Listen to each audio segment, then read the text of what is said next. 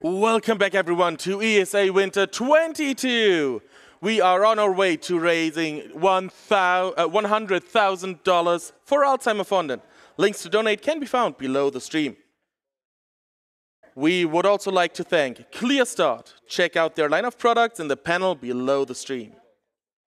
View HardcoreGaming for their monitors this event. You can see them with all the runners. You can win one as a prize when you donate at least $40 accumulative over this marathon. Also, Fist Forged in Shadow Torch, a new Metroidvania game out now for PC, PS4 and PS5. And of course, Twitch. And don't forget, you can also support us by subscribing, Prime Gaming subs, cheering, and whatever else you can do on Twitch.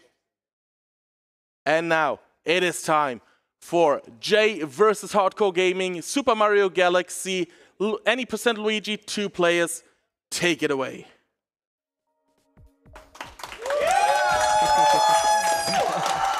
Yo, what's up everyone? I'm Jay. I'm joined here with my HardcoreGaming. Hi. my HardcoreGaming. My HardcoreGaming. And we're also here with my commentators, Source and Danster. Hello. We're going to be explaining the run here with you today. You ready to start? Yeah, I'm ready. We can just All right, we all ready? All right. Three. Gonna count us in. 3, 2, 1, and go. Oof. All right. So the first thing you'll notice about this run is that we're not using Mario. We're using Luigi. So Luigi for this run has got he's got a bunch of differences. First of all, you'll notice there's no cutscene. We're starting off straight in Gateway, and that saves about 5 minutes already over the Mario run. So Luigi's got a couple of different differences. He jumps higher, he's a bit slippery, long jumps further. Is there anything else I'm missing, Hardcore? He's lower acceleration. Yes, lower acceleration, and he loses air while underwater. So all these things we can use to save time over the Mario run. Also, you'll notice that we're using 2-player mode. So we're both using 2 Wiimotes strapped together. I'm holding them side by side, he's using them back to back. And we'll explain a bit more about this later, as you'll see some 2-player tech being used. But yeah, we're starting off here in Gateway, first level of the run. We're going to be catching these 3 bunnies. Kyle, is there anything else you want to tell us about Gateway? Yeah, it starts off pretty chill. We just have to chase the bunnies around, but there's actually a really fun skip once we get into the thick of things that we'll talk about once we get there.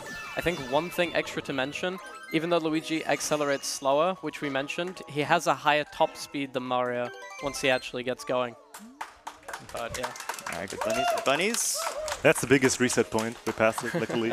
Yeah, I think like 60% of my runs just die here in this level. It's awesome. Yeah.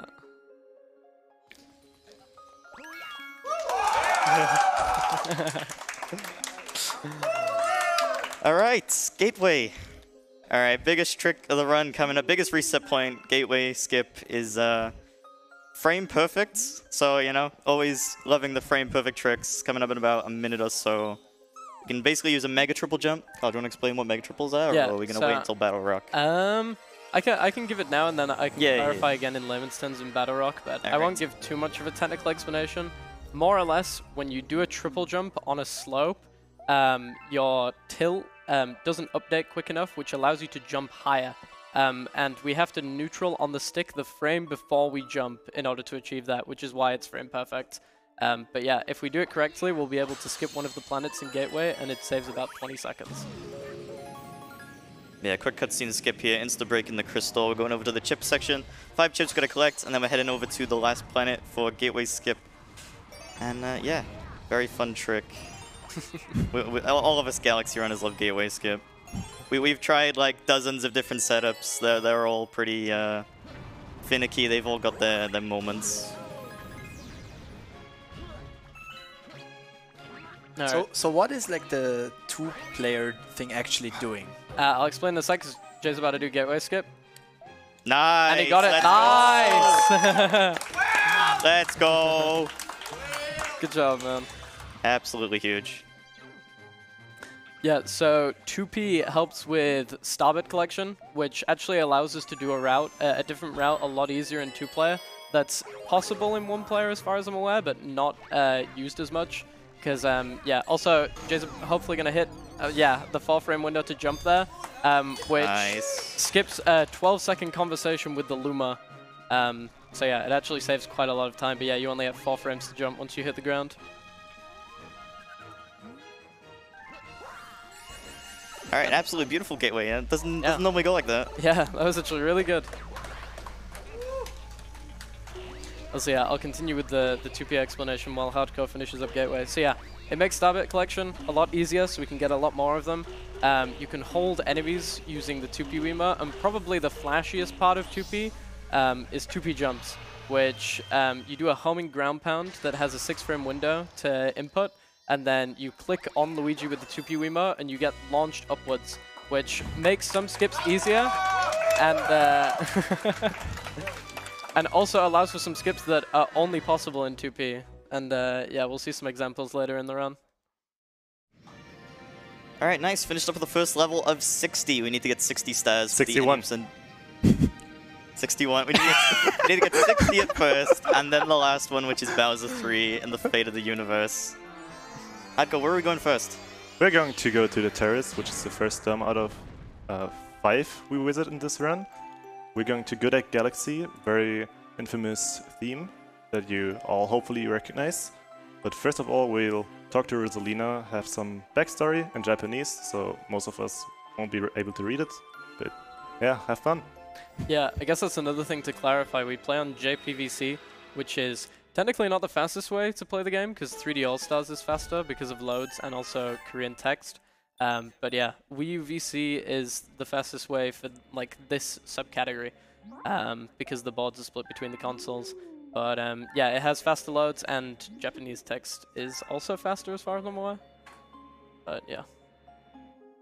How much faster is it actually? I think it's like 50 seconds faster. On yeah, really? Yeah, over English. Yeah, it's a pretty big difference. It makes a nice change. Also, yeah, English. I'll probably quickly clarify Danster's role on commentary. Danster hasn't run this game and doesn't know that much about it, so the goal is I'll just ask questions. Yeah, the goal is for him to take the form of chat to ask questions that we might not think need explaining. So, yeah. That's, I definitely am not the guy for explaining stuff. So yeah, anything you want clarified, Dan, feel free to, you know, ask me or Hardcore or Kyle. Yeah. Sure. That's what I'm for. Yeah. Alright, so first level in Terrace, Good Egg 1. Pretty simple level. We're going to see some basic mechanics being used here. We're going to see a couple aerial 2P jumps, a couple grounded 2P jumps, some holding boulders to get some extra star bits, and then a final boss fight at the end after some gravity manipulation. Alright, Kyle, what we got coming up first? So we're going to do a Mogus climb. We call it that because the tower that we're going to climb up kind of looks like the character from Among Us. So yeah, I'll wait for Jay to go on the underside of the planet to explain the rest. So yeah, here's the tower here. So we're gonna backflip onto the right-hand side of the window, and then and then backflip into the launch star. Speedrunners always have the best names for tricksters, by the way. So here's the holding enemies thing coming into play. You can also hold the boulders.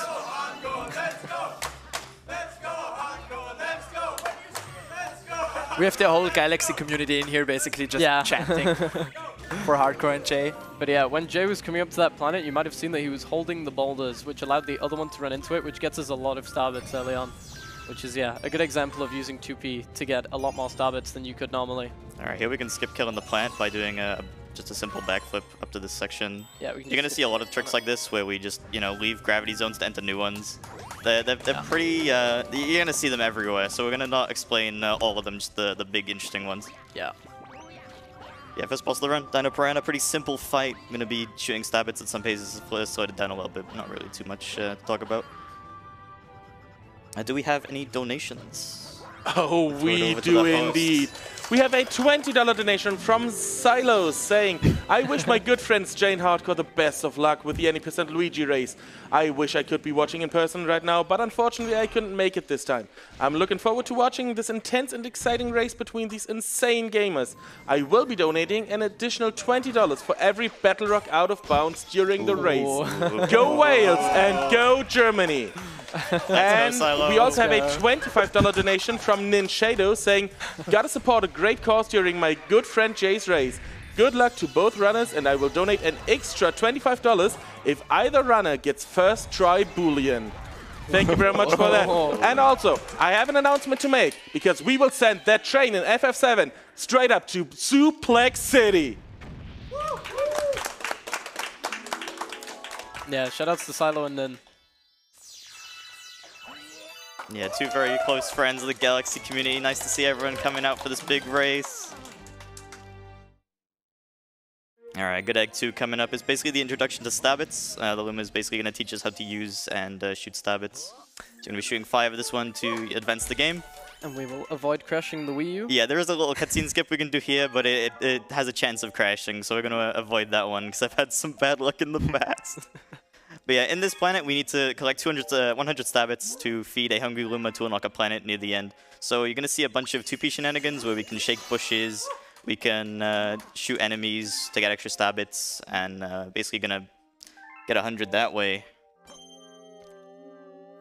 Yeah, here's the guy we want to feed. He's hungry. Yeah, so you're going to see me shaking all these plants and flowers. They'll give me extra Stabbits. Starbits are a weird source for food source, I must say. Like, are they healthy? Oh, definitely not. There's like Japanese candy that looks like Starbits, and it's just full of sugar. It's definitely not healthy. Yeah, I mean, you can see them like grow bigger as they eat it. You're like, yeah.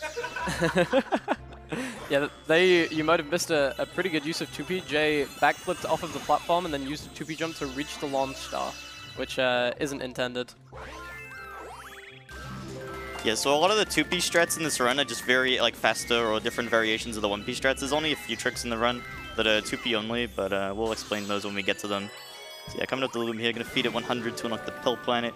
This planet's got a cycle, so I'm gonna go into first person after feeding this Luma to try and manipulate the cycle a little bit to make the cycle... because in this game, it's a rule that things don't exist as long as they're not on screen. So we actually do that in the run, where we look at things or look away at things to manipulate cycles. We do that a lot, actually. So yeah, first person now, and we should be good for making the cycle. It's a global one, so yeah, movement on this planet is pretty important.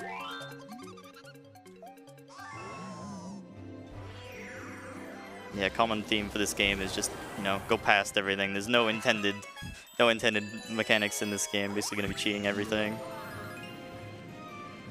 Yeah, just a couple long jumps here to get to the entrance of this section, and then we have some kind of cool movement with the gravity that you'll see here. Oh, I'm not gonna be making that. Yeah, I was gonna say.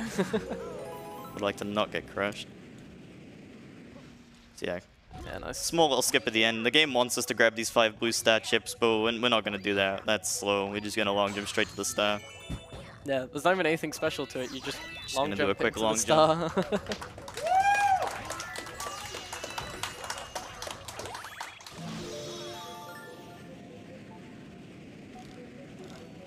Alright, time for another big trick of the run. A lot of people in the crowd will know this one. Going up to Honey Hive 1. Another pretty scary one. You know how, the game wants us to go through the level? Yeah, we're not going to do that. So Honey Hive features 2 big trees, and if we can get to the top of the trees, we can actually jump from one of them to the other, where all the toads are hanging out at the end of the level, ready to give us the star. So yeah, hopefully going to be nailing this one first try. It saves about, oh god, how much does it save, Kyle? About 50 seconds? Yeah, I was gonna say, I thought it was about a minute. That's what I've been told. It saves quite a lot of time. It's one of the biggest skips in the run. Yeah, so the game wants us to go help Queen Bee get all those star chips from her, but we're just gonna completely ignore all of that. And go straight up the left side. Yeah, gonna climb up the stage here using some 2P jumps along the way. And then, yeah, we'll get to the top of the tree and slide down and jump over to the other one, which is where the end of the level actually is. So Kyle, do you want to briefly explain how slopes work while we're climbing up here? Yeah, so you can jump up slopes by pointing in the direction that Nintendo wants you to go. You'll see Jay Very nice. Getting it right there. Nice. Let's go. Very nice start. How tight are these jumps? Like, they look hard, but I'm not sure, like, are they tight? This particular jump is very tight. Yeah, I mean the jumps on the slope as well, like, so you don't set up. Very nice, 2 for 2. The jumps on the slope are not that hard. Yeah, you just have to point in the direction that Luigi is sliding in, and then you can hold back after you've left the ground. Oh, so you have to jump back and then... Yeah, it's a bit weird to wrap your head around it when you're actually doing the inputs, but yeah, it just becomes a rhythm after a while. Yeah, so another big thing about this game is backwards momentum. All the characters in this game move a lot faster if they're going backwards. So for a lot of tricks, we're going to want Luigi to be facing the opposite way to get the maximum amount of distance. There's a couple of tricks in later levels where you'll see that a bit more. Yeah, coming up to Honey Hive 2 now. What can we expect in here, Hardcore? We can first of all go the same way that we just did Honey Hive 1, and then go up the tree again and climb up the windmill. Of course, not the intended way. The intended way is to activate the windmill and like slowly get lifted up by platforms, but we're just gonna jump over them. So you're just gonna do that same skip again? No, it's entirely different. No, we climb... Oh, but you climb the first tree again and then go. Yeah. Okay. Yeah, so you can see there in Jay's cutscene, there's a whole new section at the top there. So we're climbing up to the exact same spot, but we're just gonna go further up. And then there's a bug at the top that we'll kill and get the star from. Yeah, because the main background story in this galaxy is that the bugs, like those purple bugs that you're gonna see in a bit, are like infiltrating the honeybee kingdom and actually being really invasive. We're going to get rid of them for the honeybees because they're so nice. So yeah, lots of chain 2P jumps to climb up the windmill. Yeah, nice. Very clean. And then, yeah, a homing ground pound there. If you shake and then ground pound afterwards, in the same way that we do a 2P but less precise, you'll do a homing ground pound, which is actually really helpful, especially when like trying to ground pound enemies like that. Nice.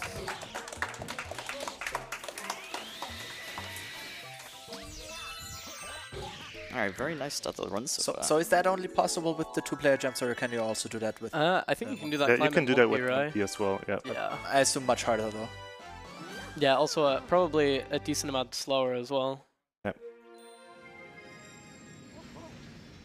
Do we have time for some donations? Yeah, we do. Yeah. Wonderful, thank you. We have $25 from Sirius saying, since you asked so nicely, the donation that got us suplexing the train. We also have $200 from Glass, also saying suplex that train. And we have $10 from Thomas K saying, good luck Hardcore and Jay, the goats of SMG speedrunning. Back to you guys. All right, so over here we're gonna get introduced to the bee mushroom. We were supposed to get introduced to it in Honey Hive 1, but yeah, we didn't go that way. So now we're gonna go over to the side, get introduced to it again, but we're gonna ignore it again. Not gonna see the bee mushroom for another hour or so. So the game wants us to take the bee mushroom here and fly all the way across to fight the bug over here, but we're gonna do some precise 2P jumps after this long jump, and hopefully make it across first try. Oh, that was a pretty scary one. I was scared with that. But yeah, so that allows us to do this fight B-less, which is a lot faster, because when you're the bee, your movement's a bit limited, you walk a lot slower. Well, you can fly, but that's also pretty slow.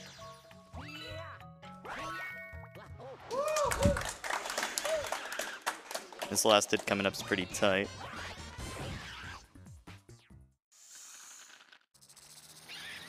Oh, that's not gonna work. Oh. Oh yeah, I got a very low RNG chance that I get hit by that bomb. Okay. There we go. Nice. How much RNG is there? Like, I assume that boss fight, for example, is RNG? I didn't even know there was RNG until Hardcore said There's basically no RNG. Yeah, this game doesn't except have for like enemy movements and like bomb placements of that boss. That was really unlucky. Yeah, getting hit by that bomb is really low chance because it lands on like this this like spherical rock, and it can basically just roll in any direction it feels like, and sometimes it's right in your way. But probably over the course of the run, it doesn't lose that much time to RNG. Oh, no, yeah, not at all. Not at all. Alright, next we got Loop-de-Swoop. Fun little game I like to play with my chat here. Loop-de-Loop. Whenever we get to this level is, well, you feel free to guess the times. Average time that me and Hardcore get is somewhere between 56 and 57. But in this race, the numbers, you can guess with a number that ends in 2, 4, 7, or 9. Because of the way the numbers work in this game, it's not possible with frames and whatever. Yeah. So yeah, any guess between that is good. Yeah, I was just going to mention it's because of 60 FPS, so some millisecond values aren't possible. So 5672 would be possible. Yeah. Okay, that's my guess. Wait, no, it wouldn't be. Oh, no, it will. Can't end Right? in No. 2. Can't end It in ends on 2. Never mind. It's 2, 4, 7, or 9. It can't end in. Yeah, 72. That ends in a 2. Yeah, it ends. You said 2, 4, 7, or 9. Yeah, it can. Yeah. It can end in those 4. Oh. I thought it can. Listen, Okay. I'm No. British. I can't pronounce my T's. Yeah, neither. So yeah, another really important thing. The reason, well, usually 1P runners would do good egg 3 instead of loop-de-loop. But the main reason we do this is because in this level with 2P, you're allowed to just have the 2P cursor to grab stab hits. You actually cannot do this with 1P. This is a 2P exclusive. Also, And there's a skip to skip that entire tutorial, but it's really precise, and there's a chance that your game crashes, so I didn't go for it here. yeah, it's a pretty unfortunate occurrence when it crashes. Definitely wouldn't want that to happen. So yeah, not really much to do in this level, just lines. If you have any donations, feel free. Thank you very much. We do have $10.61 from MKK saying good luck on the Super Mario Galaxy race, Hardcore and Jay. We also have $25 from Rox saying, hey everyone, gonna get a bit sentimental here. The entire Galaxy community contains some of my best friends, 2 of them running this game right now. I'm incredibly jealous of all of you and super depressed that I could not make it to Sweden and party with all of you. But I know we'll make up for it in the summer. Enjoy your construction foam. Love you all. Good luck on the runs. Donation goes to Potto's Choice. Rock on. And we will get to that as soon as we grab a hold of Potto. We also have a $50 donation from Volantis saying, let's go Wales. Let's go, Volantis. Thank you very much for all of your donations. I love you, Roman. Yeah, thank you all so much for the donations. Keep them coming in. Cheering us on is always appreciated. And to the charity as well.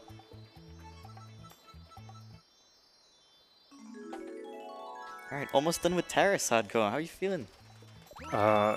Pretty okay. I was very nervous earlier, but now it's just alright. Yeah, getting into the swing of it now. Alright, pretty simple level coming up. The next fountain is going to be really hard. It's the hardest dome in the entire game, in my opinion. Probably in Jay's opinion as well. Yeah, I completely agree. Fountain is a gauntlet. Once you get a run out of Terrace and Fountain, it gets a lot more relaxing. Yeah, this following level is not a lot to explain. It's just a simple singular cube of switches, but it's not an entire cube because some switches are missing, and you have to just turn all of them over by walking over all of them. And we have a certain route around it to account for cycles. It usually doesn't not go well, but sometimes you just go too fast, too slow, hit an electric fence or one of those spiky platforms and fall off. I've seen some horror stories in this level. Oh no. Oh no. Yeah, it's fine. Don't want to jinx it now. Backed it up well. Alright, nice. That was good.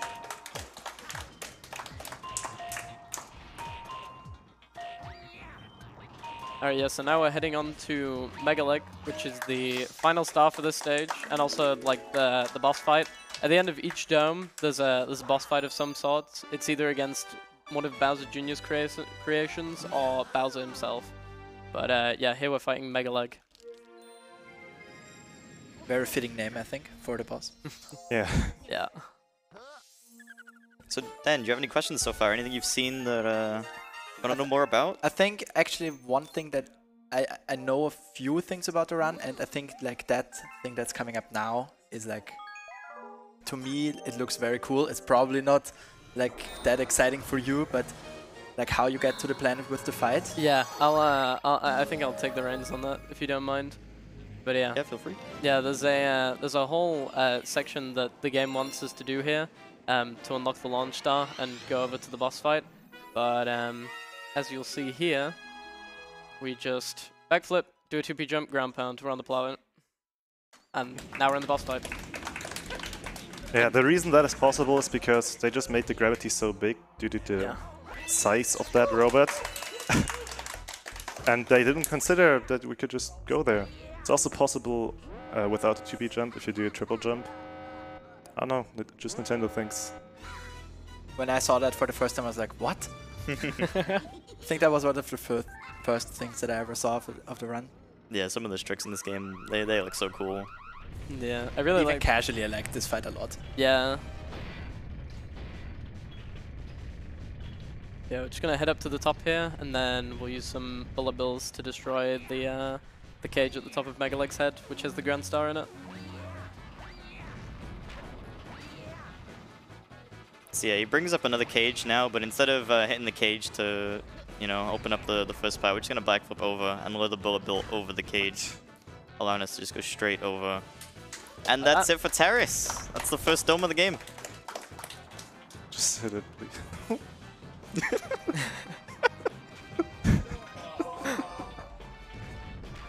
It's a Galaxy moment.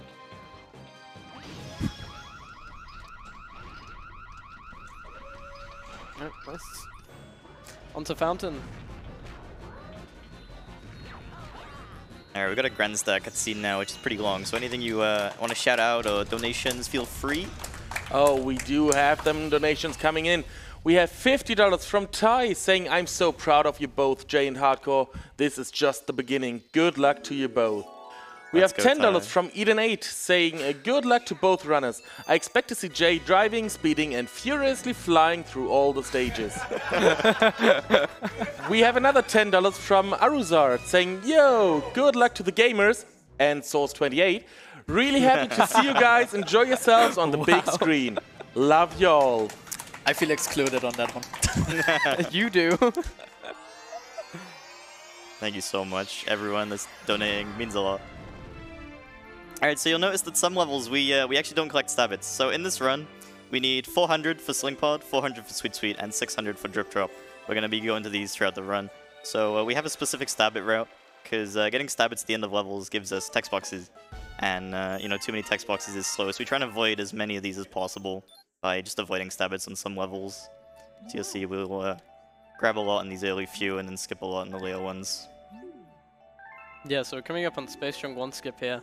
I think you might actually need to explain this, because even though I can do it, and I know what it looks like if it isn't going to work, I don't actually know how it works. So, yeah, you might want to take the reins. You want to take this one, Hardcore? Yeah, so basically, you abuse the backwards momentum you get out of a pulsar to just... What? I do want to quickly interrupt you and announce that we have just met $38,000. Let's go. Thanks everyone for the donations. Yeah, I think it looks like more clear if you just look at Jay's screen now. So basically you abuse the momentum from the pulsar and the built-in backwards momentum to skip an entire section and just land later into the level. There we go. Yeah, I think that works. Nice. Yep. All good. I have not seen that before and I was flashed right there.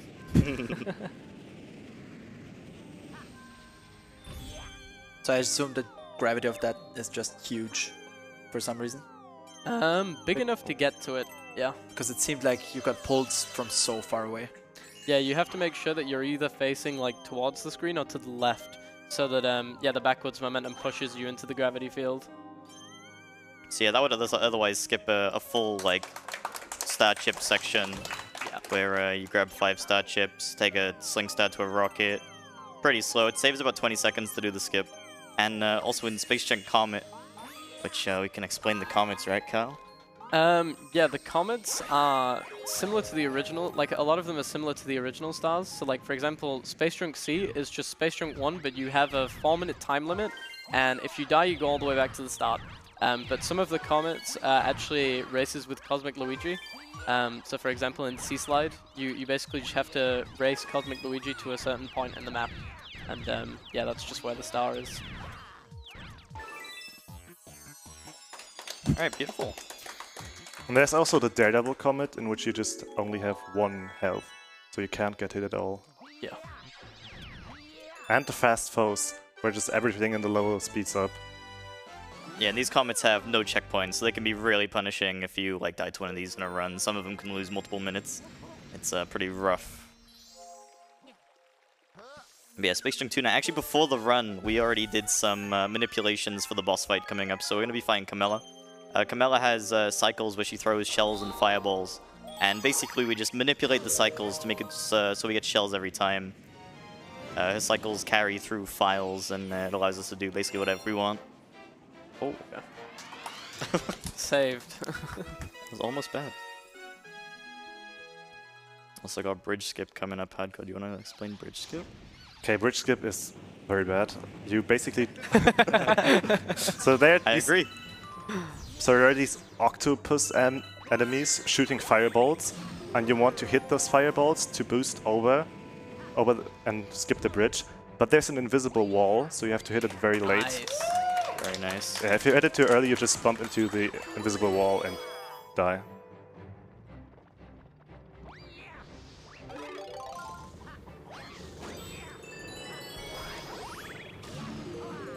So yeah, since like Jay mentioned, we did a manip with Camilla at the well before the run even started. She'll throw a shell at the start of each phase, so we can just instantly pick it up. See a hardcore getting bridge skip as well. Nice. Very nice.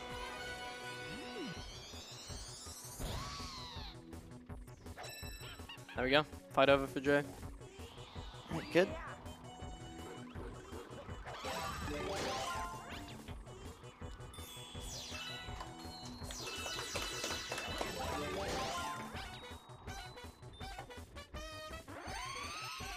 Yeah, all these levels in early game have so many like big time loss points. Like a lot of these tricks can just immediately kill runs at top level. It can be pretty punishing. Like especially some of these bigger skips like bridge skip, and you know, coming up we've got Battle Rock. Everyone knows what Battle Rock is.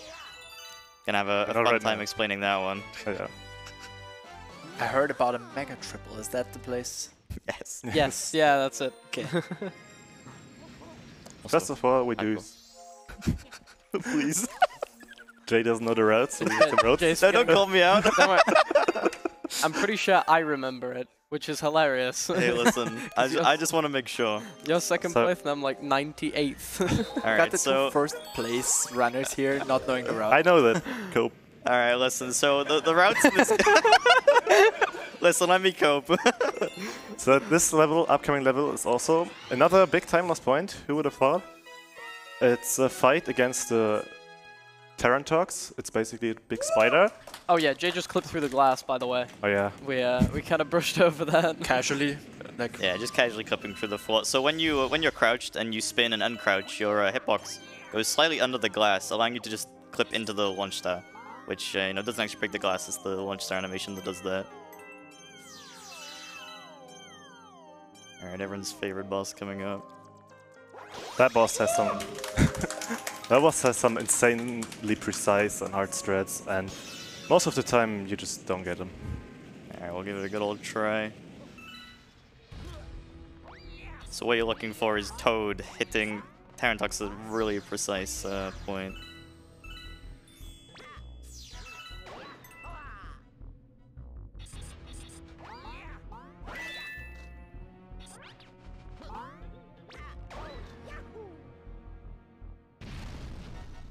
That looks good.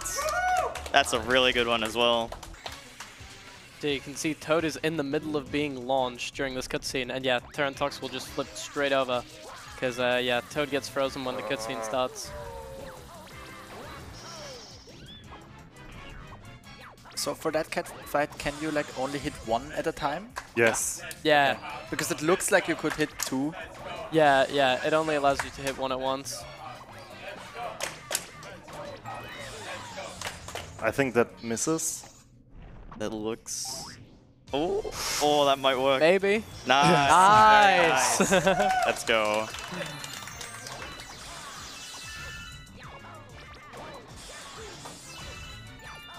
Sling pod now, by the way. Thank you, Kyle. Yeah, So- so the main reason I'm paranoid about the route is this game is very strict with the route. The game is like very based on comet cycles. And if you go off route at any point in the run, your cycles are completely like ruined, and it's basically a reset. Yeah, and later it's not like you do all the stars in one galaxy in one go, but you just switch around galaxies, because it saves minor time on text boxes, and memorizing that is kind of hard at first. Yeah, listen, my memory's bad. I need the route up. Also, that probably also manipulates the comets if you move between them, right? Yes. Yes. Okay.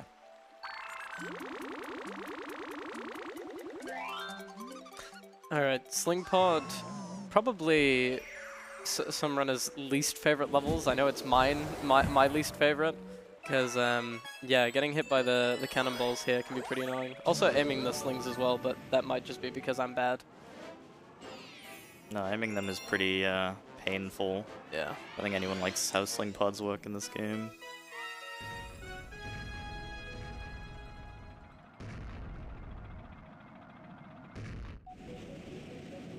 Yeah, the cycles we're trying to make here are pretty tight. Nice. Oh, very nice beginning here. I'm getting attached. Hey Kyle, do you happen to know what level is next? Isn't it Space Shrink C? It's Bedrock. Oh wait, I can't swear. Never mind. Oh, Arc Line, alright, sounds good. Maybe I don't remember the route either.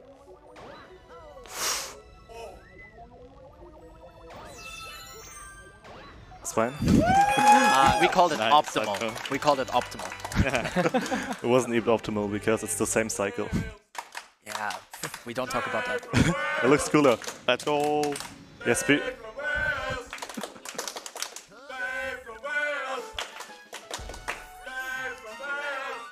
Okay, yeah, so we agreed on this, so I'm confident in saying this. This coming up is the hardest trick in the run. Battle Rock out of bounds. So we want to do another mega triple jump, like earlier. It's also frame perfect, and then we want to use a 2P jump to leave the gravity field of the moving platform, and then we can do some slope jumps across the bottom, and skip the entire auto scroll section. It saves 25, I want to say. Yeah. You do it twice. Yeah, we also do it twice in the run, because you do it in Battle Rock 1 and also Battle Rock L. Alright, the chance of getting this is extremely low. It's the hardest trick in the run by far. I believe in you, Wells. So here we got this. go.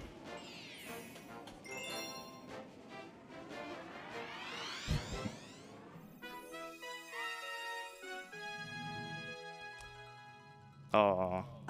Back up. Back up? Question mark? Oh. Next time. Yeah. Still another chance to get it. And also we'll see how hardcore fares. Come on, Hardcore, you got this. How hardcore fails, did you just say? Fares. Oh. Not that toxic. That's what I understood.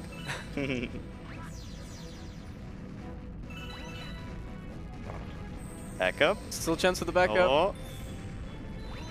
No. Nah.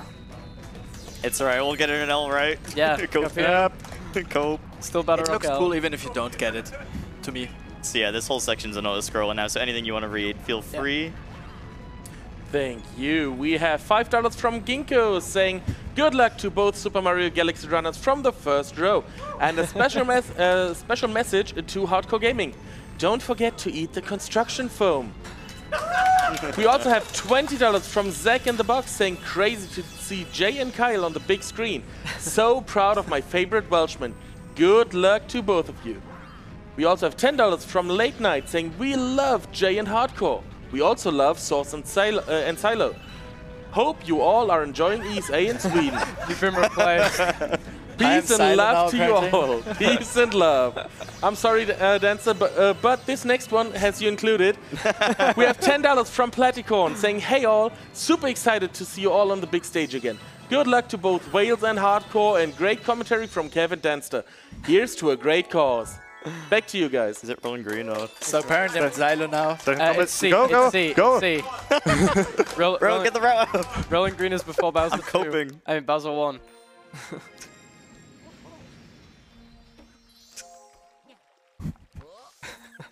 So how new is this route? I have no idea. Not that new. Guys. Like 10 months. 10 months is pretty new, I'd say. But it's like old enough to have it memorized. Hey, let's stop calling me out, man. Actually, cool. My memory's bad. Jay's got 120 brain still. Yeah. We currently grind 120 stars in this game, which is every single star. And the routes are wildly different. So sometimes you just end up being very confused. Nice. Nice. So yeah, as I said before, this is literally just Space Chunk 1, but you have a 4-minute time limit, which doesn't really matter for us. But if you die, you go back to the start of the level, which makes this end section kind of scary, because yeah, there are some tight jumps that yeah could really suck to miss and have to start the level over again. But hopefully that won't happen.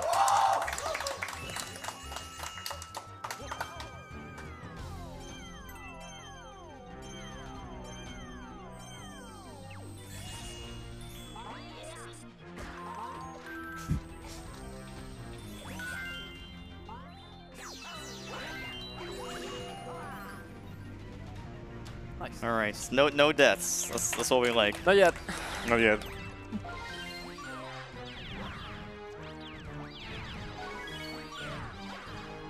And I thought that timer was precise.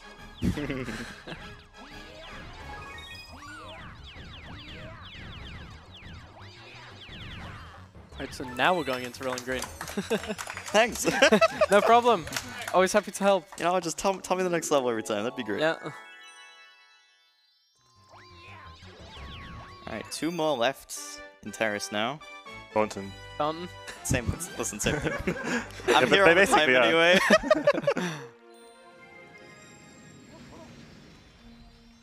So yeah, rolling green is a relatively chilled out level. We do have a little bit of a fun skip at the start. We're going to jump from the platform down onto the railing. But you'll see it when it happens. It should be pretty obvious. But yeah, besides that, it's mostly just rolling, collect. Well, we don't really get to collect star bits, because the way that you hold the Wiimote, it has to be pointed straight up, which actually, with the sensor bar on the top of the monitor, you might be able to do. But yeah. Yes, there's 2 different ways to do rail skip here in rolling green. I'm gonna go from the right side, and I'm pretty sure Hardcore's gonna go from the left. His way is slightly faster, but it's a lot more precise, and I don't like it. Yeah, but this one also kind of depends on RNG, because there's a Goomba right in your way, and you have to shoot it away with starbits if you can. Oh yeah, if you land on a Goomba, it kills your speed instantly. Yep. Nice, you're getting it? See, it looks like I'm gonna jump right off the edge, but it's fine.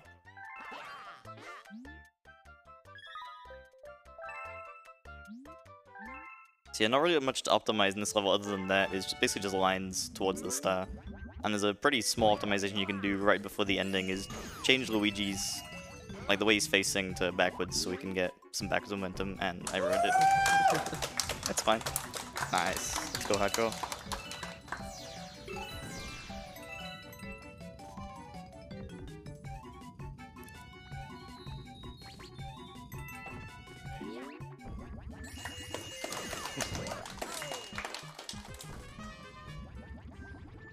Yeah, you should be able to see it from Hardcore here. Yeah, very nice. Yeah, land on the flagpole and just jump to where the star's gonna spawn. The controls for that are so hard in my opinion, like I could never do that. It's it takes some getting used to, but it becomes natural after a while. I don't know, it's just so weird with the motion. I don't know. I mean, I should be used to motion controls, but... True. Odyssey runners. Alright, Kyle, what's gonna happen at the start of Bowser 1? We were gonna try and make a joke here, but I don't think there's any way we could make it... Please don't make the joke! There's no way we can make it not cringe. So, like, how can we pretend that Jay's long jumping over to the corner of the map and back flipping off the edge intentionally? Oh no! Oh no, he died! How unfortunate! Yeah, so we land into the... It gets worse every time. Uh-oh. Oh. Okay, almost falling off. Yeah, so we jump into the checkpoint of the next section. It only actually saves a few seconds, as far as I'm aware. Can Hardcore not do it? But yeah. Yeah. Oh no, Hardcore died as well. Oh no!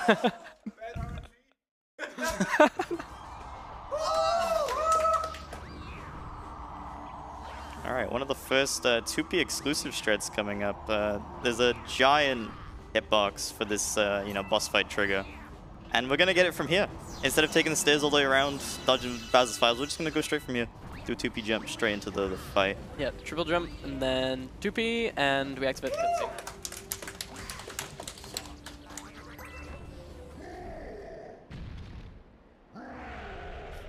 Yeah, there's a couple of different strats going on in the Bowser fight. Most of them are cancelling phases or skipping cycles. And what we're going to mostly be doing in the first one is pretty simple compared to the other two. So first of all, just going to smack him in the face to skip this initial attack. So the objective of this fight is to try and make Bowser slam onto these blue crystal areas, which causes damage. Do you want to explain the others, Hardcore? The others, we jump below his head and try to smack his head and get thrown below him. So we will already be on the blue switch thing because he's standing right on it.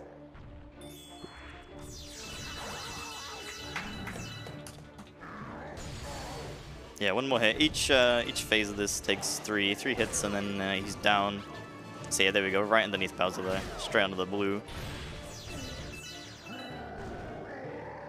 And we can kind of judge where he's gonna go based on where we hit him from.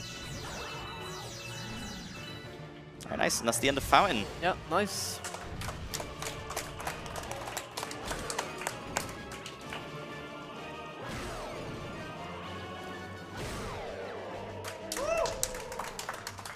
Bowser must be getting dizzy as well. Alright, same thing here. Grandstack cutscene, feel free to anything you want to read. Thank you. We have $10 from Ghost saying, "Yo, what's up, ESA? I just wanted to wish best of luck to the runners who single-handedly helped save my life back in August when I felt severely hopeless. The Galaxy community overall has been amazing, and I don't think I've ever been part of a community so selfless, supportive, and overall amazing. Greetings to everyone in Sweden, and I'll donate an extra $1 if either runner gets Taz Strat at the end of the run. Much love, Ghost." We also have another $5 from Late Night saying, "Okay, hi, so in my last donation I called Danster Silo by accident. I wasn't concentrating, I'm sorry. I love you, Danster. Peace and love." I forgive you. Thank you very much for your donations. Peace and love, Ronnie. Peace and love, Ronnie. Alright, Dan, anything you want clarified so far? How are you feeling? You're doing so well explaining. I'm like just sitting here, listening to your explanations. Like, oh, that makes sense. At least it means we're doing a good job. Yeah, definitely. Like, if I don't know anything, then I'm gonna mention it. Yeah. So Dan, where are we going now? You don't know. How am I supposed to? So Kyle, where are we going now? We're going into Kitchen. Yeah, which is the third dome of the game. We're going to be starting off with Beach Ball, which I think is the first level that we do some actual swimming in, if I'm not mistaken. Yes. Yeah, the swimming controls in this game are a bit whack, but yeah, we Swimming controls are always whack. That is true. That is true, yeah.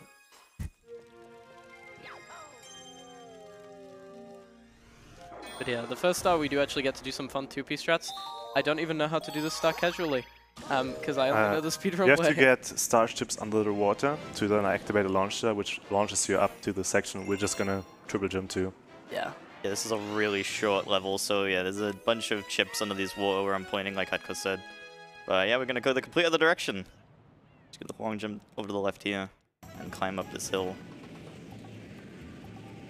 Hopefully not miss any 2P jumps.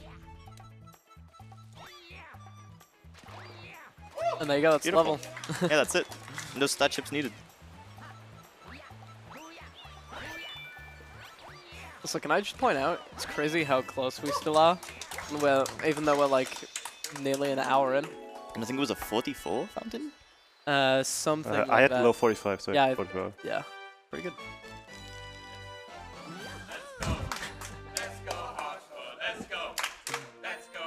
Except for the Mega Triple, I didn't see any mistakes. So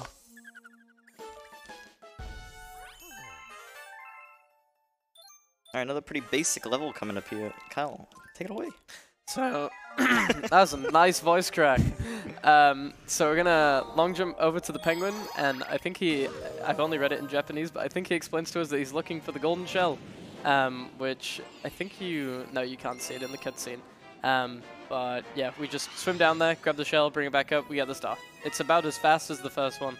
The first 2 stars of Beach Ball are pretty straightforward. So yeah, here's the penguin here. I just thought he wants to find good swimmers.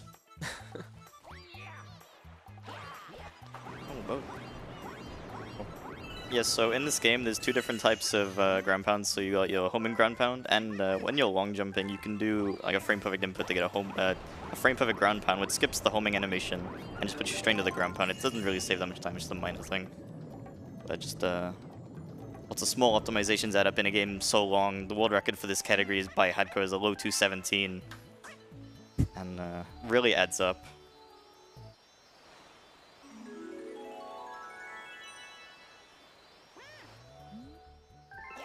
I think there was actually one piece of tech that like is really minute, but we didn't mention. It's kind of interesting.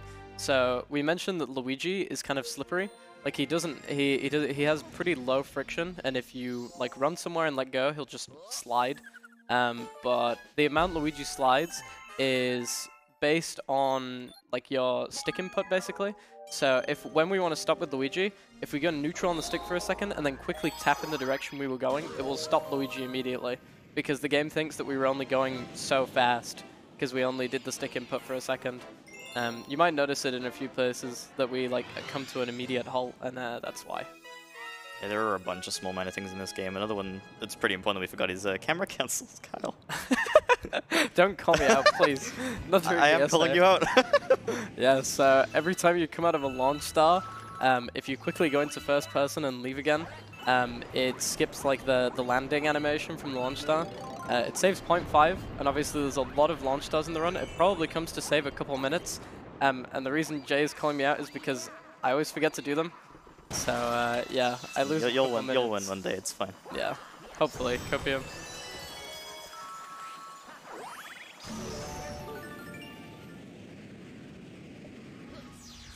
Alright, pretty major skip coming up. Saves about 20 seconds, I think, actually. Yeah, it does. You can long jump from this corner of the planet over to this one. I'm gonna try and get a ledge grab.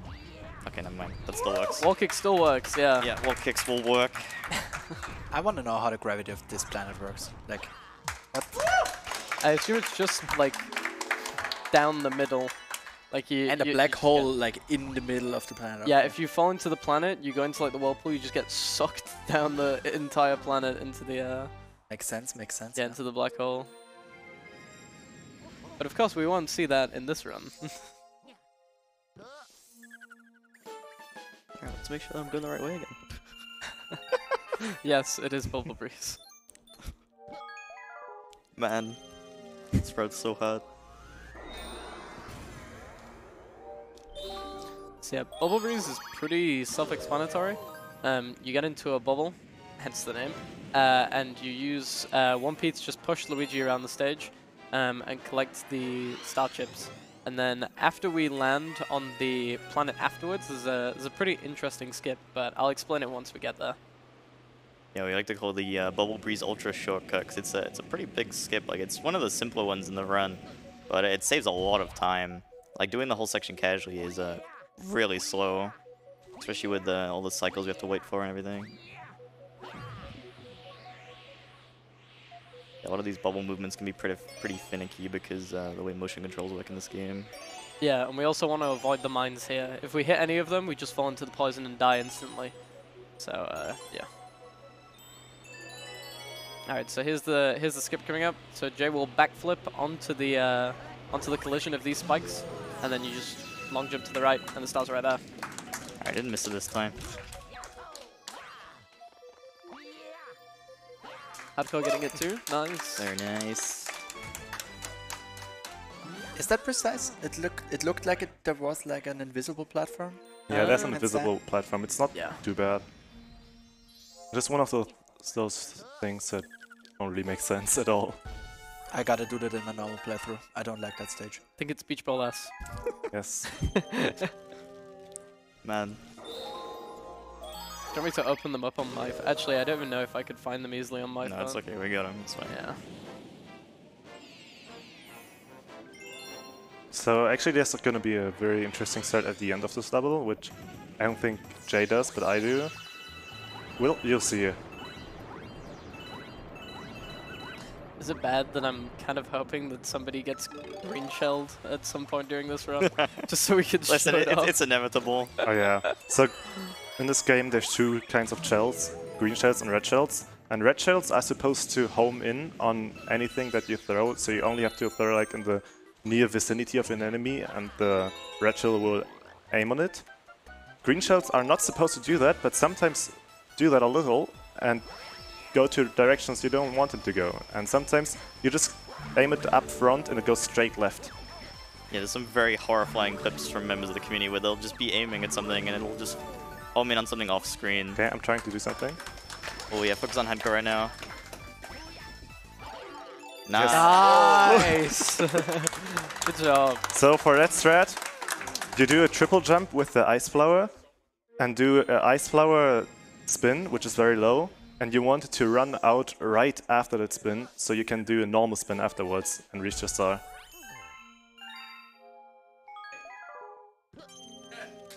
How much time does that save? Barely any. Like a second or two. Yeah. Because you can just 2p jump up there.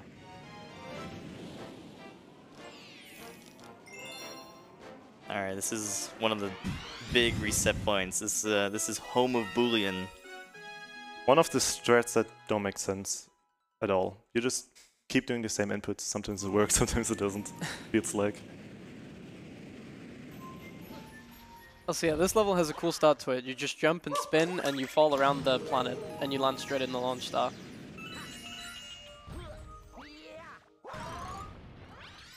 So yeah, we intentionally grabbed the star late there so that we can hopefully use it to run through the big room with the Starships. I'm saying it. You said you were gonna mess up. Odyssey I mean, you're talking more. Yeah, true. But yeah, when you reach top speed here, you just go flying like Jhay is at the moment.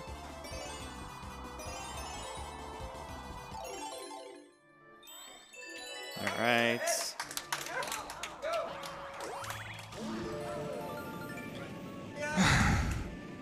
Alright. Not looking forward to this. Here it comes. Yeah, you get to see both runners attempt this at pretty similar times here. This is so tight. So yeah, we're gonna land on an invisible platform underneath the mansion. And then we're gonna backflip in between the walls. Nice. Yeah. Good Yes. job. Let's go. Yeah, and then we can just run and jump in. Very nice. Nice. Very good. I still take second try. Second try still's Second really try good. is still We very definitely good. take This those. trick is unbelievably tight. Like the platform you gotta land on and walk through is insane. I like how Luigi's talking to himself there. Like, Yeah. Because in the original game, as Mario, you save Luigi, and then you unlock Luigi as a playable character, but still save Luigi. But actually, it's a different Luigi. Yeah. The Luigi that you save is slightly taller than your Luigi. Yeah, because it has an own model, but our Luigi has a model based off of Mario.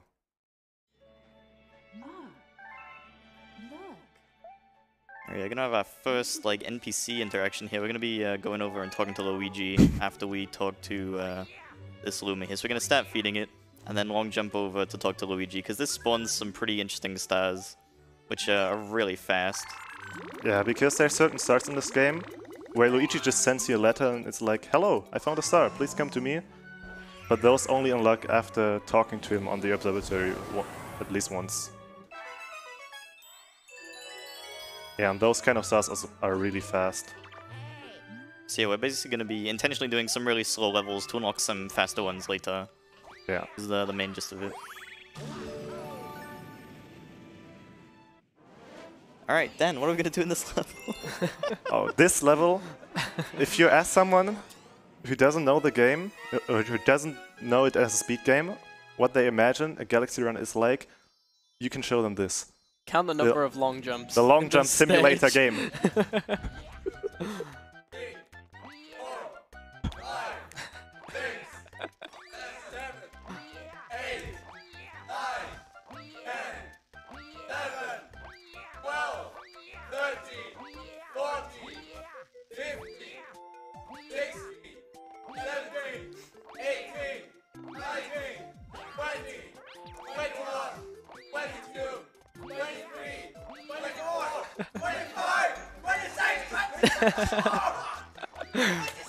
I hope 27 whole long jumps. Thank you to the crowd for the amazing counting. Yeah, I hope you can hear the crowd on stream as well. Awesome crowd. We were here just tonight. being silent to maybe. Yeah. maybe Yeah, let the crowd count. Yeah, we're just letting them commentate for a bit.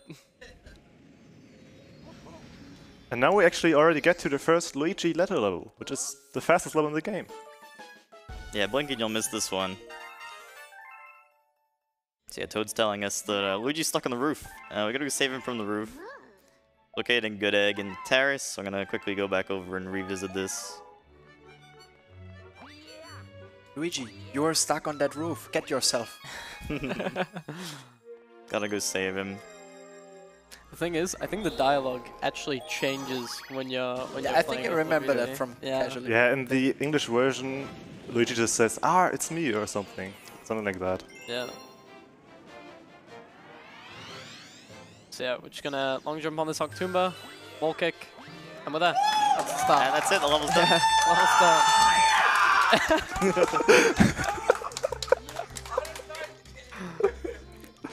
Absolutely incredible. So yeah, we go from one of the easiest levels in the game to this next one, Honey Hive Comet, where there's a pretty precise trick. Yep. Hardcore, I'm gonna let you take the reins for this one. Yeah, so basically, this is the first cosmic clone race we'll do in the run, where there's a cosmic, like, shadow version of Luigi challenging us to race it, and we'll go through Honey Hive, but we won't take the intentional path. We will drop down at a very specific location and then do some precise movements and spin jump and wall jump to get to the star right away. It saves like 4 seconds. Yeah, it's one of those ones that saves practically nothing, but loses a lot if you miss it. So perfect for Galaxy runs to go for. Yes. It looks cool. That's what's most It important. does look cool. Yeah, you love to see it when it's Probably looks first easier try. than it is as well. Yeah, that's probably true. Alright, here we go. So yeah, the game wants us to go left, but we're gonna go right. And the star is located just underneath this platform. Also, we can do a fast start here. If you press A when the one disappears, like Jay just did, gets us a little bit of speed quickly. I had no idea. That looks good. Nice. Oh. I fell off. Really? Yeah, that's a really hard trick. Getting that is it's not a given by any stretch of the means. But yeah, that's it for Terrace for now. Gonna be coming back here near the end of the run, but yeah, for now there's no more of this terrible dome. Yeah, we're heading back to kitchen now. Yeah, Luigi's hungry again. What? I go for the normal way. Do we have time for some donations? Yeah, feel Yes. free, go for Yeah. it. Thank you. We have $20 from CreepyGar saying it's so cool to see all my friends at ESA having fun and bonding together. Wish I could have been there myself, but still awesome to see these two goats battling it out. We also have $10 from Samuro Leon saying so great to see a hyped Galaxy race between two great runners. And shoutouts to Sauce and Dancer for the great commentary duo making sure every trick is well explained. Thank you very much for those donations. Good man. Thanks. A lot of familiar names donating. Yeah, it's nice to see. Yeah, it's awesome to see. We've got such a great community. Like, the Galaxy community is absolutely incredible. So you'll recognize this level from earlier. It just has a bit of a yellow tint to it. This is the fast foe comet. So all of these tox boxes are going to be moving at a higher speed. Doesn't really change anything. Going to be doing the same skip as earlier. Providing I don't die before I get there. We're going to try and get the ledge grab. And it still works. Still take it.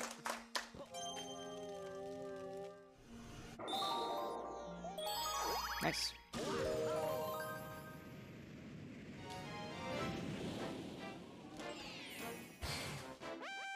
Alright, another one of these fancy race levels coming up. So if you want to get some guesses in for the Goosely 2 race, a good guess usually is like 37, between 37 and 42. Yeah. Right, Hardcore? Yeah. Well, that'll be between 38. 37s are very rare. So yeah, if you want to guess, feel free to shout out guesses from the crowd in the chat.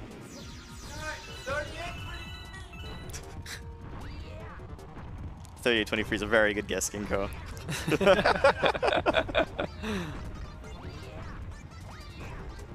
Any ledge grabbers? Any ledge grabbers? Oh. I can see it.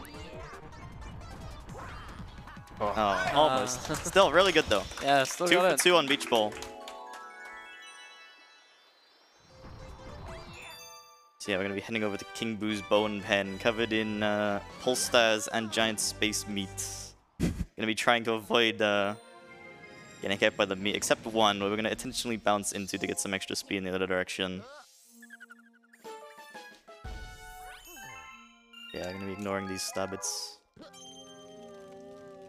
Yeah, like Jay said, there's some levels that we don't want to collect starbits in. Like at the top level, they calculate when and where they want to collect the starbits. Because yeah, like Jay said earlier, there's a text box at the end if you pick up any starbits and also any coins. So yeah, in a lot of levels we just avoid grabbing either. And yeah, we can get rid of starbits if we accidentally grab some by just pressing B. So that's why you'll see them throwing them away a lot of the time. Oh, I thought that was just because they were bored. Maybe shooting the starbits to the music. Yeah, this section can be pretty annoying because pulse stars in this game just they refuse to cooperate sometimes. Yeah, pulse stars are a bit finicky. I think it's one thing every Galaxy runner can agree on is that we all don't like pulse stars. Or sling pods. Plus sling pods. Alright, anyone that gets 3973? Well done. Very nice.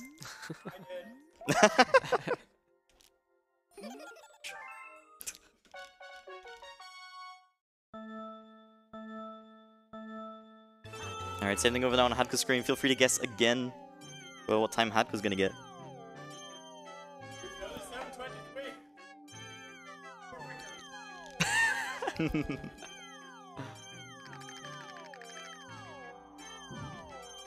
Oh, got the meat boost. Yes, that's that one bit of meat you want to intentionally bounce off. It's looking pretty good so far.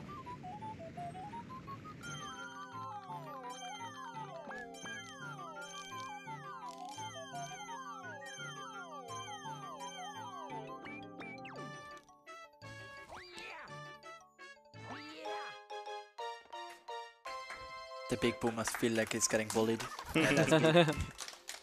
Alright, really cool level coming up now. Ghostly S. You're gonna see some very fancy stuff near the end here. Yeah, Ghostly S is some fun movement to watch. So yeah, this is one of the secret levels in the game. So we're gonna be going through that rock to the launch star. And yeah, there's a bunch of platforms it wants you to take. Okay, I guess I'm going this way. That still works.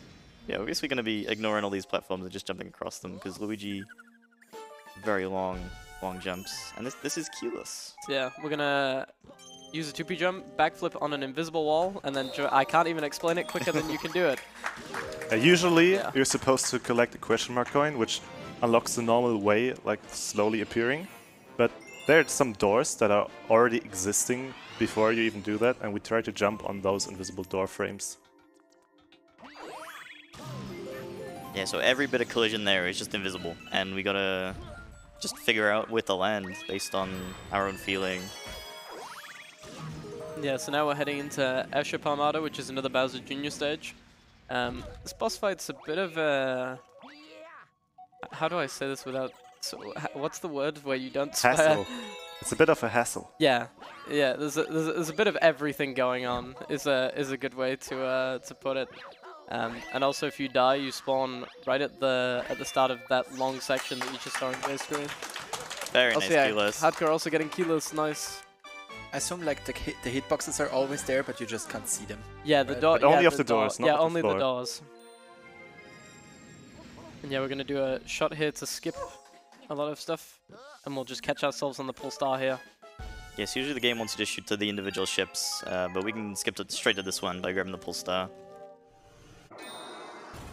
Take a little ride on here. Yeah, this boss fight can be very annoying. We have to hit Bowser 5 times, Bowser Jr. 5 times. Yeah, I think so. And there is a bunch of stuff that's being thrown at us. He's shooting fireballs. There's magic Koopas. There's obviously the Koopas. Bullet bills. Bullet bills, yeah. And there's these little green balls on the edge that can also block your shells.